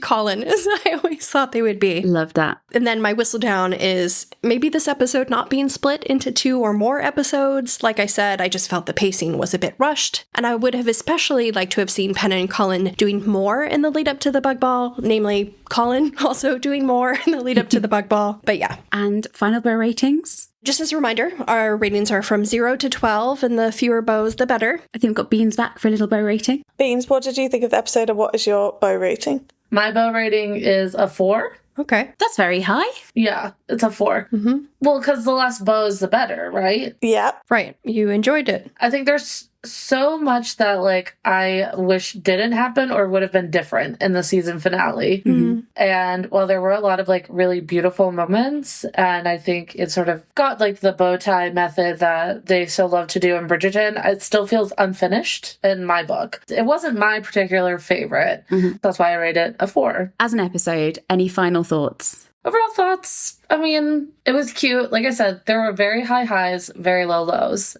That's my ultimate thoughts overall of it. I think it was beautiful. Some of the acting was really great. Loved a lot of the storylines. There's just a lot of glaring issues that I felt within the season. Yeah. Lecky, what are you going to give it? I think I rated last episode like a 7. So for this one, I probably have to go like an 8 or 9. Even despite like this episode made me emotional. There's so many parts I love. I think Nicola and Luke were absolutely amazing. But I just feel like it's so rushed. It's just so rushed. And it was like a really important storyline that just kind of, you don't have time to breathe with it. Yeah. I would go with a 9, an 8, a 9, maybe an 8 for an 8. Just that feels more balanced. Vegetable? Let's go 8. I have no idea what I rated the last episode, so I have no idea what my scaling system is. Yeah, our scale changes like every time. Yeah. There's no consistency to it. But yeah, I didn't like the episode. I thought it was quite rushed. Well directed, well acted. Guys, can you believe it? Our rewatch has been finally completed. Yay! You don't even know how much work. You don't even know how long this has taken. Listeners, if you knew how much work it takes to put a podcast together and how many hours of our life we've sacrificed to get here. Oh my God. Days of our lives, Lucky. Especially you two. I was gonna like figure out how many words we had in the script. Yeah. And like it's hundreds of thousands of words. I'll get that figure at some point. Right. Should we make a book? Yeah. Anyone want to transcribe? Listeners, let us know if you want our scripts for next Christmas. The script for this episode was over 40 pages long. Very stressful. It takes a lot of work to put a podcast together. And we just had our Spotify wrap. So I will say, like, as much as, like, it has taken us a lot of work and a lot of effort. But honestly, like, the fact that anybody is listening and has enjoyed the podcast, we've always been, like, so grateful that anyone would want to listen to our ramblings and love Pollen as much as we do. So just really just thank you for listening. And we wanted to tell the story, and we have told the story. And thank you to you two especially. Oh, thank you to you as well, Veg. Yeah, I think it's just, speaking for Beans, but, you know, you two do often the lion's share of things, and we're super grateful to you, but also we're just super grateful. I'm super grateful to you two and to Beans just for having such a lovely relationship. And, like, if we all hated each other, this would be impossible. I think most podcasts stop after like episode 3 or something like that. And I feel like if we weren't such great friends, like this would not have continued to where it is today. Yeah. It's not always been easy, but it has not been easy, but we do really love each other. And I do really love you guys. And like, I'm so grateful that Bridgerton honestly brought you guys into my life because I love you so much. I'm not gonna cry.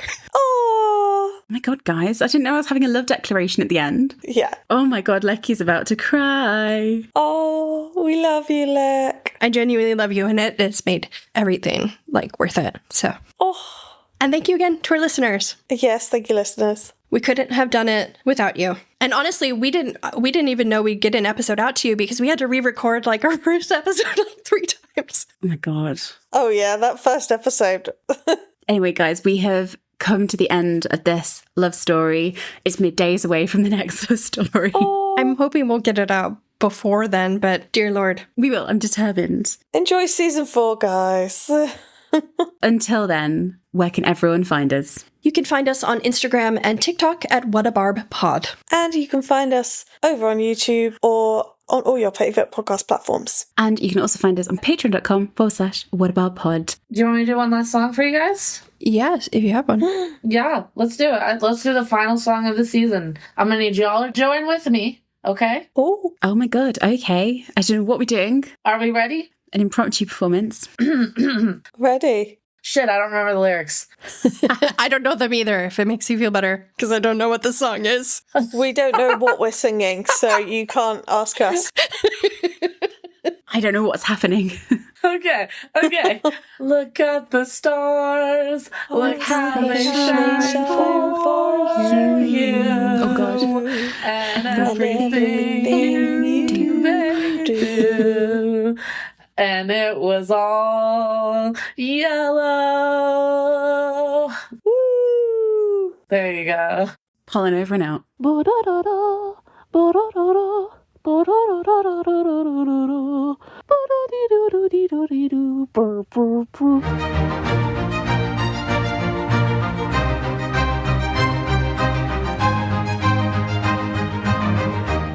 Das violin. Do do do do.